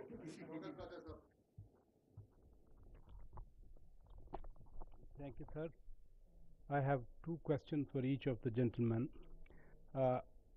میں ایک بہت پرانا جرنلسٹ ہوں, DGI صاحب. بہت کم میرے بیچ میٹ یہاں بیٹھے ہیں کچھ لوگ. میں نے اپنی پروفیشنل لائف میں اس طرح بریفنگ DGI کی نہیں سنی. I was shocked, not surprised when I heard that you are coming over here.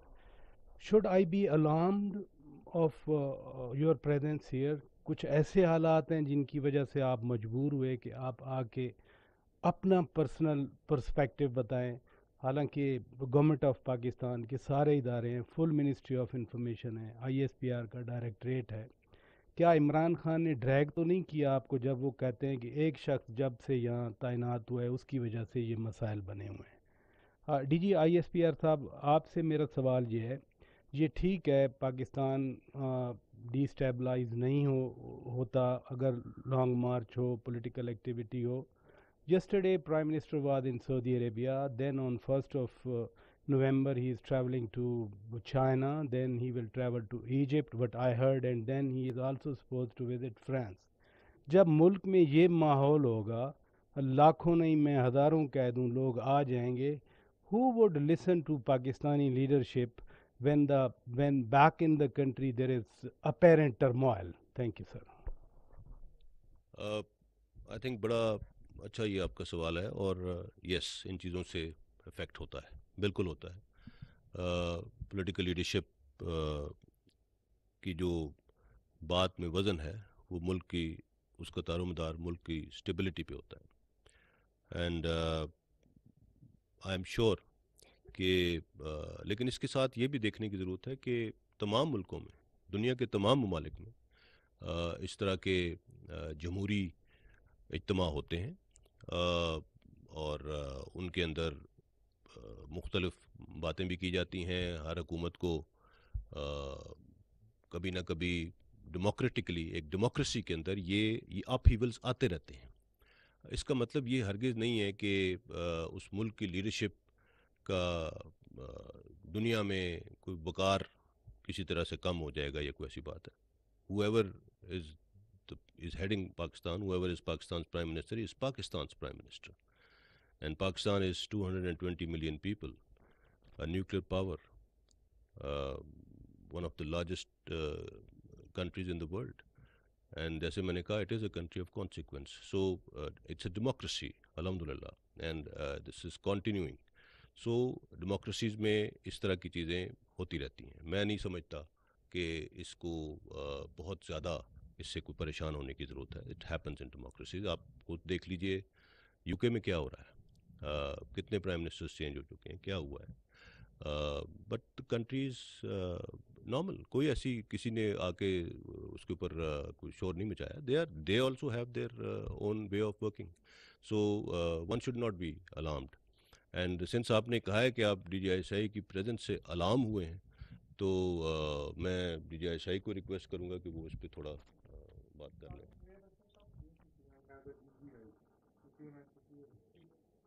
دیکھیے, ایجنسی کو بہت خوشی ہے کہ حکومت وقت اور DGI جب بھی ضرورت پڑتی ہے وہ اس کی ترجمانی کرتے ہیں. اس لیے آپ کو حیران اور پریشان ہونے کی ضرورت نہیں ہے مجھے دیکھ کے.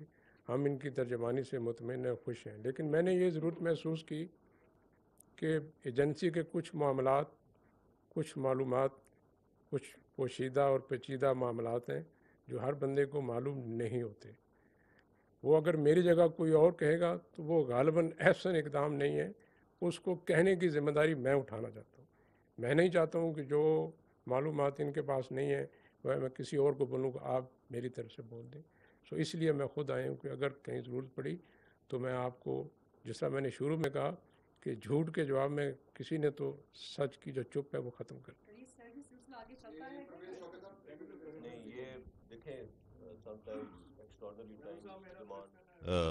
Extraordinary measures.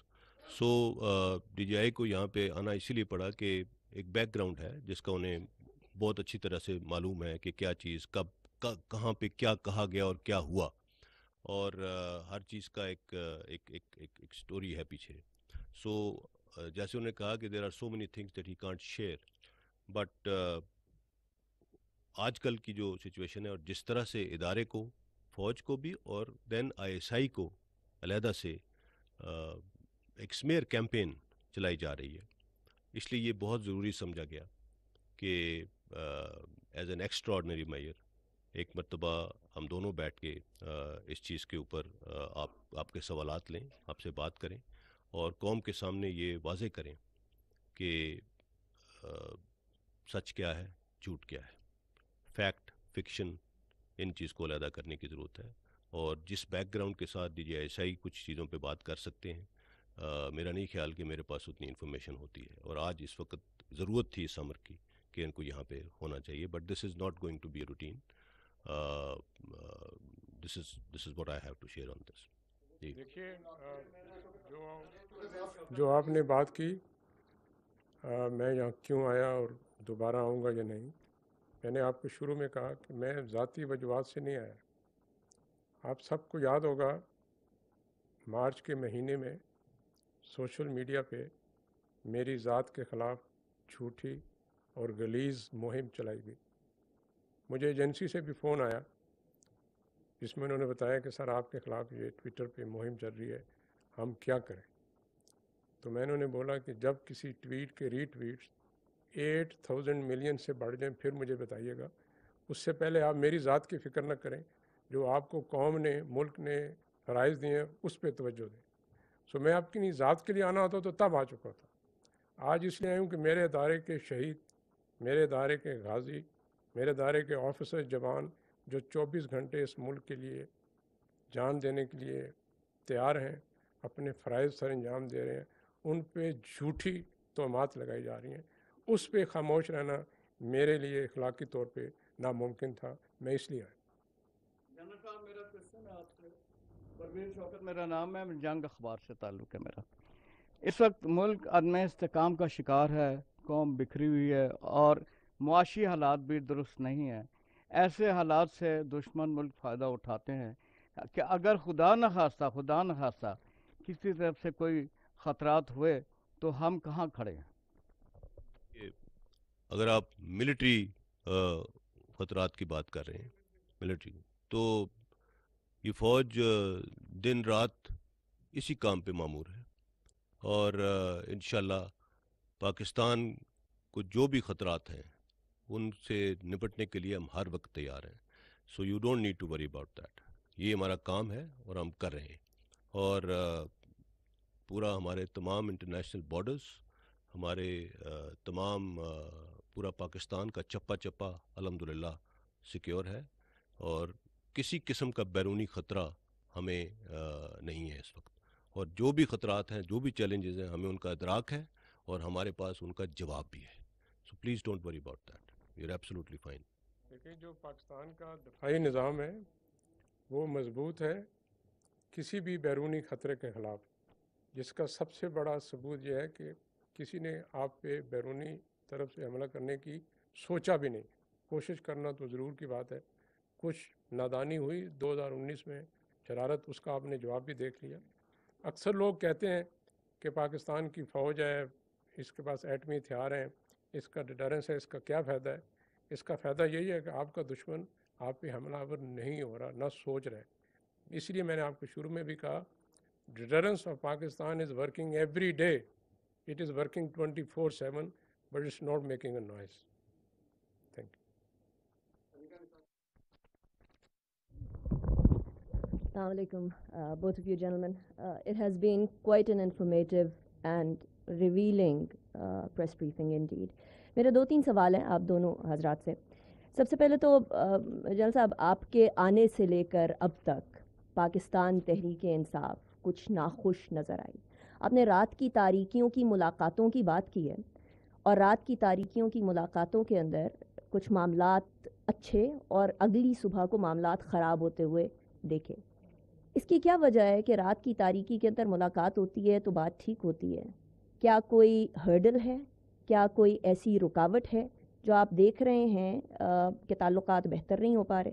دوسرا، اس کے ساتھ ساتھ یہ جو ملاقاتیں چل رہی ہیں اس کے اندر ہم لوگوں نے ابھی کل ایک این او سی کے لیے ڈی سی اسلام آباد کو پاکستان تحریک انصاف نے اپنی نیکسٹ فرائیڈے کو جو آئیں گے اس کے لیے ایک این او سی مانگنے کے لیے لیٹر لکھا ہے. اس کے اندر اسپیسیفکلی سبجیکٹ میں لکھا گیا پیسفل پبلک گیدرنگ اینڈ سٹ ان. کیا آپ کے پاس اطلاعات ہیں کہ واقعی میں اور رات کی تاریکیوں میں بھی کیا اس بارے میں کوئی یقین دہانی کروائی گئی ہے کہ یہ جو سٹ ان ہے یہ پیسفل ہی ہوگا یا نہیں ہوگا؟ آپ کی اس پہ کوئی بات چیت ہوئی؟ جناب صاحب، ہم لوگ Arshad Sharif D G I S P R, ہم ارشد شریف کی وفات پہ بہت سارے سوالات سن رہے ہیں. حکومت کی سمت سے بھی ہمیں سوالات سننے کو مل رہے ہیں. جوابات بڑے کم ہیں، بہت کم تعداد میں ہیں. آپ نے جو سوالات اٹھائے ہیں بڑے پرٹیننٹ، بڑے امپورٹنٹ ہیں، لیکن ایسا لگتا ہے کہ ان سوالات کے پیچھے جوابات بھی کچھ حد تک آپ کو معلوم ہیں. آپ نے 4 نام لیے، خرم احمد، وقار احمد، سلمان اقبال جو کہ ایئر وائی کے سی ای او، اور عماد یوسف. ان کا آپس کا کنیکشن، اور ساتھ ہی ساتھ آپ نے جو خرم احمد اور وقار احمد کی بالخصوص بات کی ہے، اس کے حوالے سے آپ کے پاس جو اطلاعات ہیں would you be able to share that with us تاکہ کچھ کلیئرٹی آئے فیملی کو بھی، دوست احباب کو بھی، اور جرنلسٹ کمیونٹی کو بھی؟ جس طرح کہا کہ it is too early to say anything on that. Yes, we have information. لیکن اس وہ انفارمیشن ابھی اس فارم میں نہیں ہے کہ اس کو آپ سب کے سامنے رکھا جا سکے. دیر آر کنیکشن، سب کچھ ہے. اس کو تھرو پراپر مینس انکوائر کر کے، اسٹیبلش کر کے، فیکٹس کو اسٹیبلش کر کے، اور اس کے بعد سامنے لایا جائے گا. اسی لیے میں نے کہا کہ اب تک کی جو انفارمیشن ہمارے پاس آئی ہے اور جن کو ہم بڑے وثوق کے ساتھ جو چیز آپ کے ساتھ شیئر کر سکتے تھے، ابھی ہم نے وہ شیئر کی ہے. Connecting the dots will take some time, they are being connected, and اسی لیے میں نے یہ سوالات اٹھائے کہ ان سوالات کے جواب کے بغیر ایک لاجیکل کنکلوژن تک ہم نہیں پہنچ سکتے اس انسیڈنٹ کے بارے میں. And that is all I would like to say right now.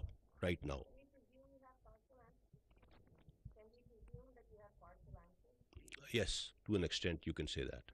So I will now request DGI to comment on the questions that have been asked. جو آپ نے سوال پوچھا کسی مخصوص جماعت کے حوالے سے، دیکھیے جب میں نے شروع میں کہا کہ یہ ادارے کا متفقہ فیصلہ ہے کہ ہم نے اپنے آپ کو اپنے آئینی اور غیر سیاسی کردار پہ محدود کرنا ہے، تو اس کا مطلب یہ بھی ہے، جو میں دوبارہ کہہ دیتا ہوں، کہ پاکستان کے تمام لوگوں کو، ہر شہری کا، ہر جماعت کا بلا تفریق غیر ہمارے پہ مساوی حق ہے. اس لیے یہ نہیں ہے کوئی بھی جماعت کل آئینی طریقے سے حکومت بناتی ہے تو ادارے کا فرض ہے کہ اس حکومت کی ریاست کی خاطر آئینی حدود میں رہ کے مدد کرے. ہم یہ مدد کرتے رہے ہیں اور کرتے رہیں گے. کسی جماعت کے ساتھ میرے ادارے کا، میری ایجنسی کا کوئی ذاتی عناد نہیں ہے. یہ دوبارہ دہرا دیتا ہوں. اور جس جماعت کا آپ نے نام لیا اس میں میرے غالباً ذاتی دوست باقی جماعتوں سے زیادہ ہیں. جو آپ نے بات کی میٹنگز کی، دیکھیے وہ میٹنگز ہوئیں، اس میٹنگ میں جو ہمارا مشورہ تھا، جو ہمارا بیانیہ تھا، جو بات ہم نے کہی وہ یہی تھی کہ آپ نے جو کرنا ہے پاکستان کے آئین اور قانون کے تحت رہ کے کریں. ہم کوئی ایسی مدد فراہم نہیں کر سکتے جو پاکستان کے آئین، قانون اور اخلاق کے مطابق نہ ہو. Thank you.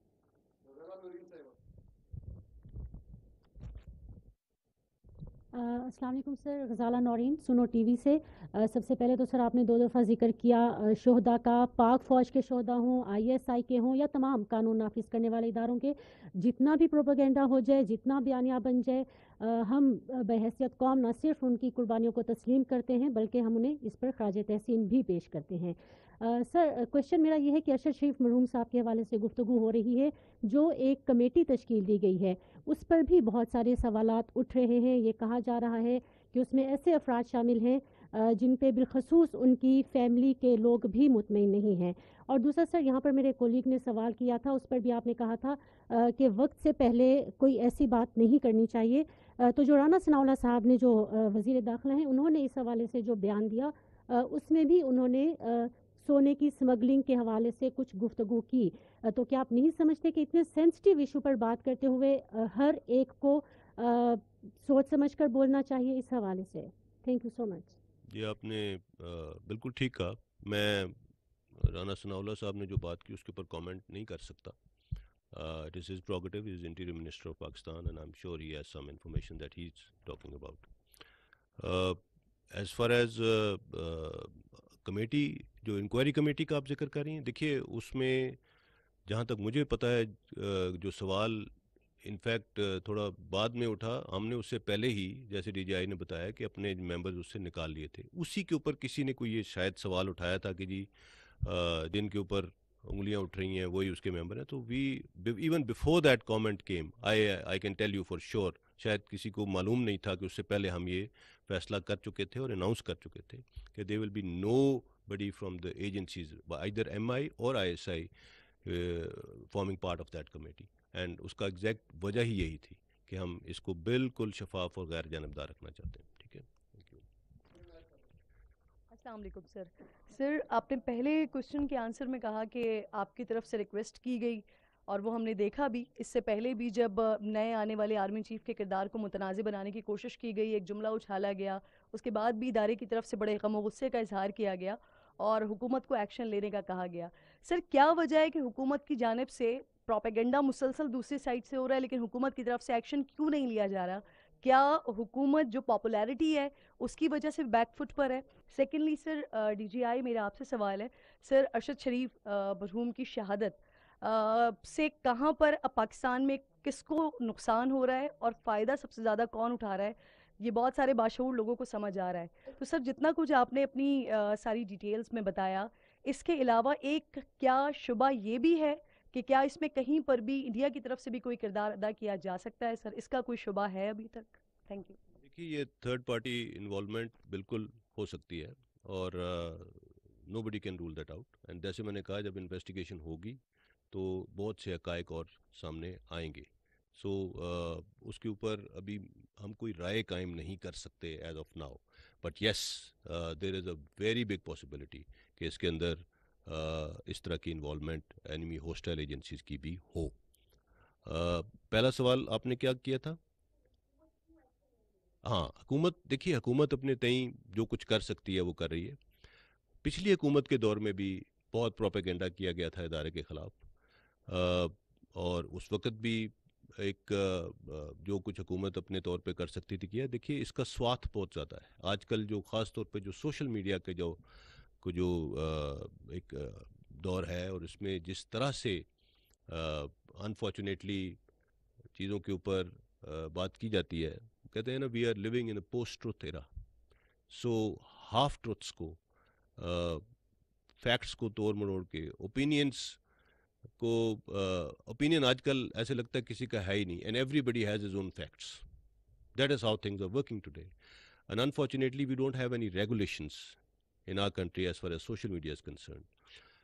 اس کے لیے حکومت بہت عرصے سے کام کر رہی ہے، اور ہمارا معاشرہ، ہماری we are a very populous country, اور ہماری قوم، جو ہماری پاپولیشن ہے اس کا مور دین 65% یوتھ پہ مشتمل ہے، اینڈ یوتھ ہمارا بہت زیادہ کنیکٹڈ ہے because of the communication means available today, so اس چیز کو ریگولیٹ کرنا پڑے گا، انٹرنیشنل نارمز کے تحت کرنا پڑے گا، لیکن کرنا پڑے گا، ادروائز کوئی حکومت اپنے ریسورسز کے اندر اس طرح کے پروپیگنڈا مشین کا مقابلہ نہیں کر سکتی، بیکاز ان چیزوں کے لیے آپ کو بہت ریسورسز چاہیے ہوتے ہیں، سو ہمیں ٹیکنالوجیکلی اپنے آپ کو اکوپ کرنا پڑے گا، اور ہمیں اپنے ریگولیشن بنانے پڑیں گے، اور اپنے جو ہمارے لاز ہیں، ہمارا مسئلہ یہ ہے کہ ہمارے جو ایگزسٹنگ لاز بھی ہیں ان کو بھی امپلیمنٹ نہیں کر پا رہے ہم.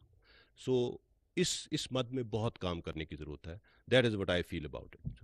Would you like to say anything? دیکھیے، جو شہید ارشد شریف صاحب کی تحقیقات ہو رہی ہیں، میں یہی درخواست کروں گا جب تک وہ تحقیقات کسی منطقی نتیجے پہ نہیں پہنچتے ہم اپنی رائے محفوظ رکھیں. جو آپ نے بات کی کہ حکومت کیوں نہیں اداروں کے خلاف جب غیر قانونی بات چیت کی جاتی ہے تو حکومت جواب کیوں نہیں دیتی؟ حکومت جواب دیتی ہے. آپ نے کچھ دن پہلے دیکھا کسی کانفرنس میں اداروں کے خلاف غلط نعرے بازی کی گئی اور غلط زبان استعمال کی گئی. اس کی مذمت وزیر اعظم پاکستان نے بھی کی، اس کی مذمت وزیر قانون نے بھی کی، اس کی مذمت جو ہمارے خارجہ کے وزیر ہیں انہوں نے بھی کی، اور جو پاکستان کے سابقہ صدر ہیں انہوں نے بھی کی. سو میں یہ کہنے کی پوزیشن میں نہیں ہوں کہ حکومت اس کا جواب نہیں دیتی. وہ جواب آپ کی مرضی اور منشا کے مطابق ہے یا نہیں، یہ ایک الگ سوال ہے، لیکن میں یہ نہیں کہوں گا کہ حکومت دانستہ خاموش ہے. Thank you.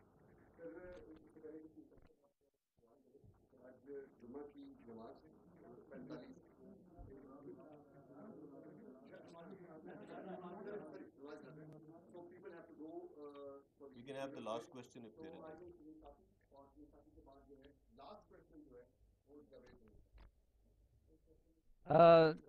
پہلا سوال تو D G I S P R صاحب آپ سے ہے کہ اس سے پہلے بھی درجنوں صحافی ٹرائبل ایریاز میں، سوات میں اور بلوچستان میں، کراچی میں وہ قتل کیے گئے. آج تک کسی ایک کے بھی قاتل نہیں پکڑے جا سکے. دوسرا، جو سب سے ہائی پاورڈ کمیشن بنا تھا وہ میرے خیال میں حامد میر کے کیس میں بنا تھا، لیکن آج تک ان کی فائنڈنگز وغیرہ سامنے نہیں آئی. تو اس لیے لوگ جب یہ کمیشن وغیرہ کا اب ارشد شریف شہید کے بارے میں سنتے ہیں تو لوگ اس پہ یقین نہیں کرتے. تو ایک تو میرا سوال یہ ہے کہ کیا آپ ہمارے ساتھ اس مطالبے میں اپنی آواز ملائیں گے کہ جو حامد میر یا اس سے پہلے اسد طور اور ابصار عالم وغیرہ کے واقعات ہوئے ہیں اور سلیم شہزاد کے، اس کے فائنڈنگ سامنے لائے جائیں.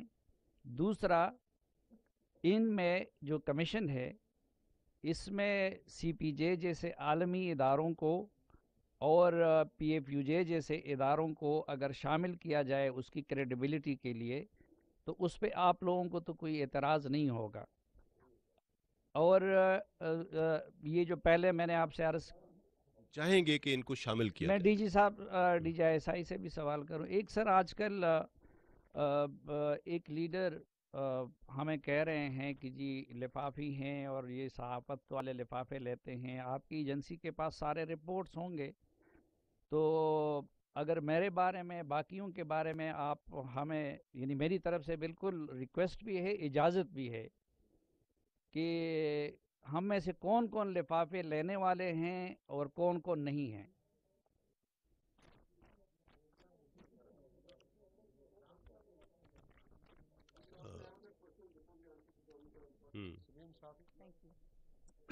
Assalamu alaikum. I'm sorry. Can I just add my quick question? I came a bit late, so if you've already addressed it, my apologies. But sir, we all know that Arshad Sharif was a very responsible journalist, and we also knew him as somebody who was very close to the establishment. At any point, I'm asking both of you gentlemen, did he contact you saying that he was feeling threatened in Pakistan? Because you would assume that if there was a threat, he would have reached out to you. جیسے میں نے کہا کہ وہ D G آئی نے بھی اس سے پہلے یہ بات کی کہ ہمارے پاس ایسی کوئی انفارمیشن نہیں تھی کہ ارشد شریف صاحب کو پاکستان میں ان کی جان کو کوئی خطرہ تھا، اور میرے ساتھ انہوں نے کبھی کوئی ایسی بات نہیں کی. He was in contact with me, اور میرے ساتھ نہ بھی ہو تو میرے ادارے میں موجود لوگوں کے ساتھ ان کا کانٹیکٹ رہتا تھا. He never came on discuss some thing. اگر کبھی کی ہوتی تو ہم ضرور ان کے ساتھ کھڑے ہوتے، بیکاز میں نے جیسے کہا کہ ادارے کے ساتھ ان کا ایک بہت خاص تعلق تھا، اور جس نوعیت کے پروگرامز انہوں نے پاکستان فوج کے بارے میں کیے، ہمارے شہداء کے بارے میں کیے، ان کا بہت بڑا قرض ہے ہمارے اوپر. سو اس لیے I can say it for sure that he never discussed any such thing with me or any one in my institution. And then later on جب یہ تھریٹ الرٹ جاری ہوا تو اس کا بھی جب بعد میں ISI نے جب اس کے اوپر کام کیا، we are very clear that we had no such information کہ ان کی جان کو پاکستان میں کوئی خطرہ تھا. سلیم صافی صاحب، آپ نے جو بات کی، بالکل آپ پہلی بات تو یہ کہ آپ نے جس طرح کہا، we are even of the view کہ اگر کوئی جرنلسٹ اس کمیٹی کا حصہ حکومت بنا سکتی ہے تو ان کو بنانا چاہیے. جو میں نے اسی لیے کہا انٹرنیشنل ایکسپرٹس، انٹرنیشنل ادارے، وٹ ایور پاسبل، بیکاز اسی وجہ سے جو آپ نے کہا کہ پہلے کئی ایسے تحقیقات ہوئیں جو اپنی منطقی انجام پہ نہیں پہنچ سکیں، پہنچنا چاہیے. تمام تحقیقات کو اپنے منطقی انجام پہ پہنچنا چاہیے، ان کا رزلٹ نکلنا چاہیے، تبھی ہم آگے بڑھ سکتے ہیں اور ہمارے صحافی برادری جو ہے وہ اپنی آبجیکٹیوٹی کے ساتھ اپنی رپورٹنگ بغیر کسی ڈر کے، بغیر کسی خدشے کے کر سکتی ہے. So it must happen and let's start now, let's take a start from now. And اس کے بعد جو بھی ہمارے پینڈنگ کیسز ہیں ان سب کو دیکھنا چاہیے. I am absolutely for this thing. Saleem Safi صاحب، آپ نے پوچھا میرے سے کہ میرے پاس کیا خفیہ معلومات ہیں کہ کون سے صحافی ہیں جن کو لفافہ کہنا بنتا ہے. میں اس نظریے کے خلاف ہوں. پاکستان کے صحافی بہت مشکل، دشوار، خدشات اور خطرات کے باوجود اپنا کام بہت اچھا انجام دیتے. میں وزیرستان میں بھی رہا ہوں، ضرب حزب میں بھی رہا ہوں، رد الفساد میں نے بلوچستان کے دور دراز علاقوں میں، پہاڑوں میں دیکھا ہے ہمارے صحافی اپنی جان کو خطرے میں ڈال کے اپنے جوانوں، افسروں کے ساتھ آپریشن کی فرنٹ لائن تک کے. سو میں اس نظریے کی مذمت کرتا ہوں. ہمارا کوئی صحافی ایسا نہیں ہے جس کو میں بحیثیت DGI لفافہ کہہ سکوں. Thank you.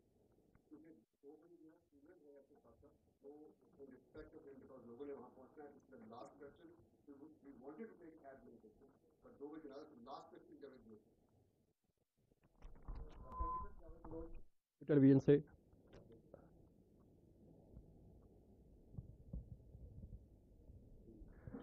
سر میرا کوشچن یہ ہے کہ آپ نے فرمایا تھوڑی دیر پہلے کہ سلمان اقبال صاحب جو ہیں ان کے رابطوں کے حوالے سے ارشد شریف صاحب کے ساتھ، اور انہیں پاکستان لا کے تحقیقات میں شامل کرنا چاہیے. تو عمران خان صاحب بار بار یہ فرما رہے ہیں کہ انہیں پتہ تھا کہ کیا تھریٹ ہے، ان کی جان کو خطرہ ہے اور میں نے انہیں باہر بھجوایا. تو کیا آپ سمجھتے ہیں کہ انہیں بھی جو ہے وہ ان سے بھی تحقیقات ہونی چاہیے؟ نمبر 2 سر، پوچھنا یہ چاہ رہا ہوں کہ کمیشن بن گیا، تحقیقاتی کمیٹی بھی بن گئی، تو آپ کیا سمجھتے ہیں کہ یہ تحقیقات کب تک مکمل ہو جائیں گی؟ اور DGI صاحب نے فرمایا کہ ہم نے اپنے لوگ جو ہے اس سے ودرا کر لیے ہیں. تو سر کیا کمیشن کو جب ضرورت پڑے گی کسی سٹیج پہ ISI کی، تو ISI کیا انہیں مدد فراہم کرے گی اس سلسلے میں؟ ہم نے اپنے انڈیویجولز اس سے ودرا کیے، لیکن اگر کمیشن کو کسی بھی صورت میں ادارے کی ایکسپرٹیز کی ضرورت پڑی تو ہر ممکن اسسٹنس دی جائے گی. اس میں کوئی دو رائے نہیں ہو سکتی.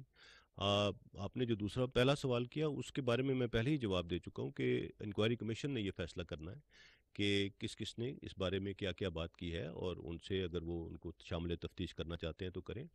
میں نے سلمان اقبال صاحب کا ذکر خاص طور پہ اس لیے کیا کہ جتنے سوالات ہم نے اٹھائے ہیں ان میں کہیں نہ کہیں ان کا کنیکشن ضرور ہے. So it is very important that he is brought back to the country and he is part of the investigation. So میرا آپ سوال کرنا چاہ رہی ہیں؟ جی this should be the last question.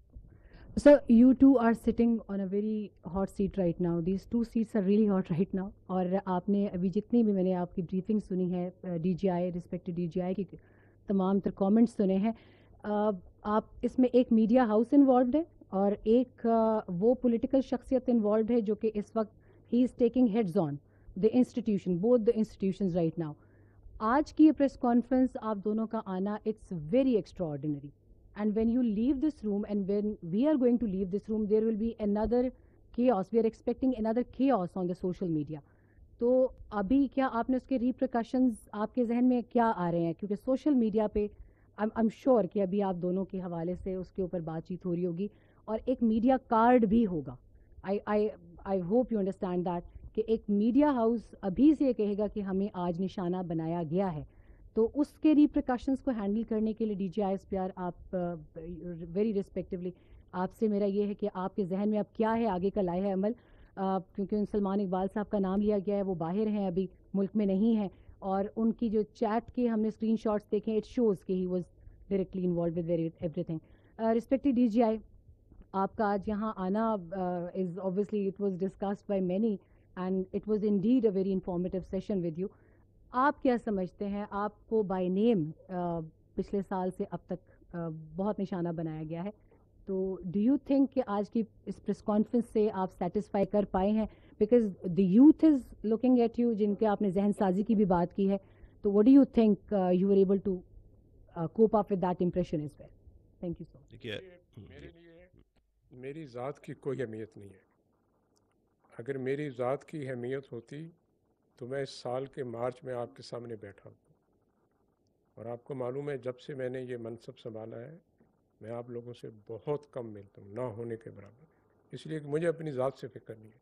آج جو میں آیا ہوں اس کی جو وجوہات ہیں وہ میں نے آپ کو بتا دی ہیں۔ آپ نے سوال پوچھا کہ یہاں سے آپ اٹھ کے جائیں گے تو سوشل میڈیا پہ بہت شور ہوگا۔ دیکھیے، قوم نے جن فرائض کا بوجھ میرے پہ رکھا ہے اس میں میرے پاس اتنا وقت نہیں ہے کہ میں سوشل میڈیا پہ جو جھوٹ فریب اور گلیز پروپیگنڈا اس کو دیکھوں، and I really don't care, کیونکہ جو قوم نے میرے پہ وزن رکھا ہے، میرے پہ فرائض منصبی ہیں، میری تمام تر توجہ وہ ہے، میری ذات نہیں ہے۔ Thank you. آپ نے کہا میڈیا کارڈ اور repercussions and every thing, obviously there is every action has a reaction, we all understand that and we are aware of that۔ جو آج ہم نے بات چیت کی، میں نے جیسے کہا کہ ہم نے کسی پہ کوئی الزام لگانے کی کوشش نہیں کی ہے، we have just brought the facts out and we have placed them in front of you and it is for you to connect the dots and it is for you to see who is playing a media card and who is running a smear campaign even in the wake of all the facts that we have given today۔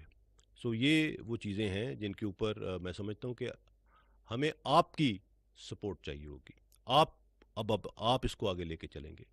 ہمارے پاس جو ابھی تک تھا وہ ہم نے share کیا، اور ہمارا فیوچر کا جو لائحہ عمل ہے وہ بھی ہم نے آپ کو بتا دیا ہے کہ we are only waiting for the inquiry commission and we have already said کہ ہم چاہتے ہیں کہ اس کو بیسٹ پاسبل ریسورسز دیے جائیں اس کمیشن کو، اس کمیٹی کو، اور بیسٹ پاسبل انوائرمنٹ دیا جائے تاکہ وہ اس کیس کو پوری طریقے سے انویسٹیگیٹ کر کے اس کو حل کر سکے۔ Thank you very much for being here today, we are really grateful, thank you.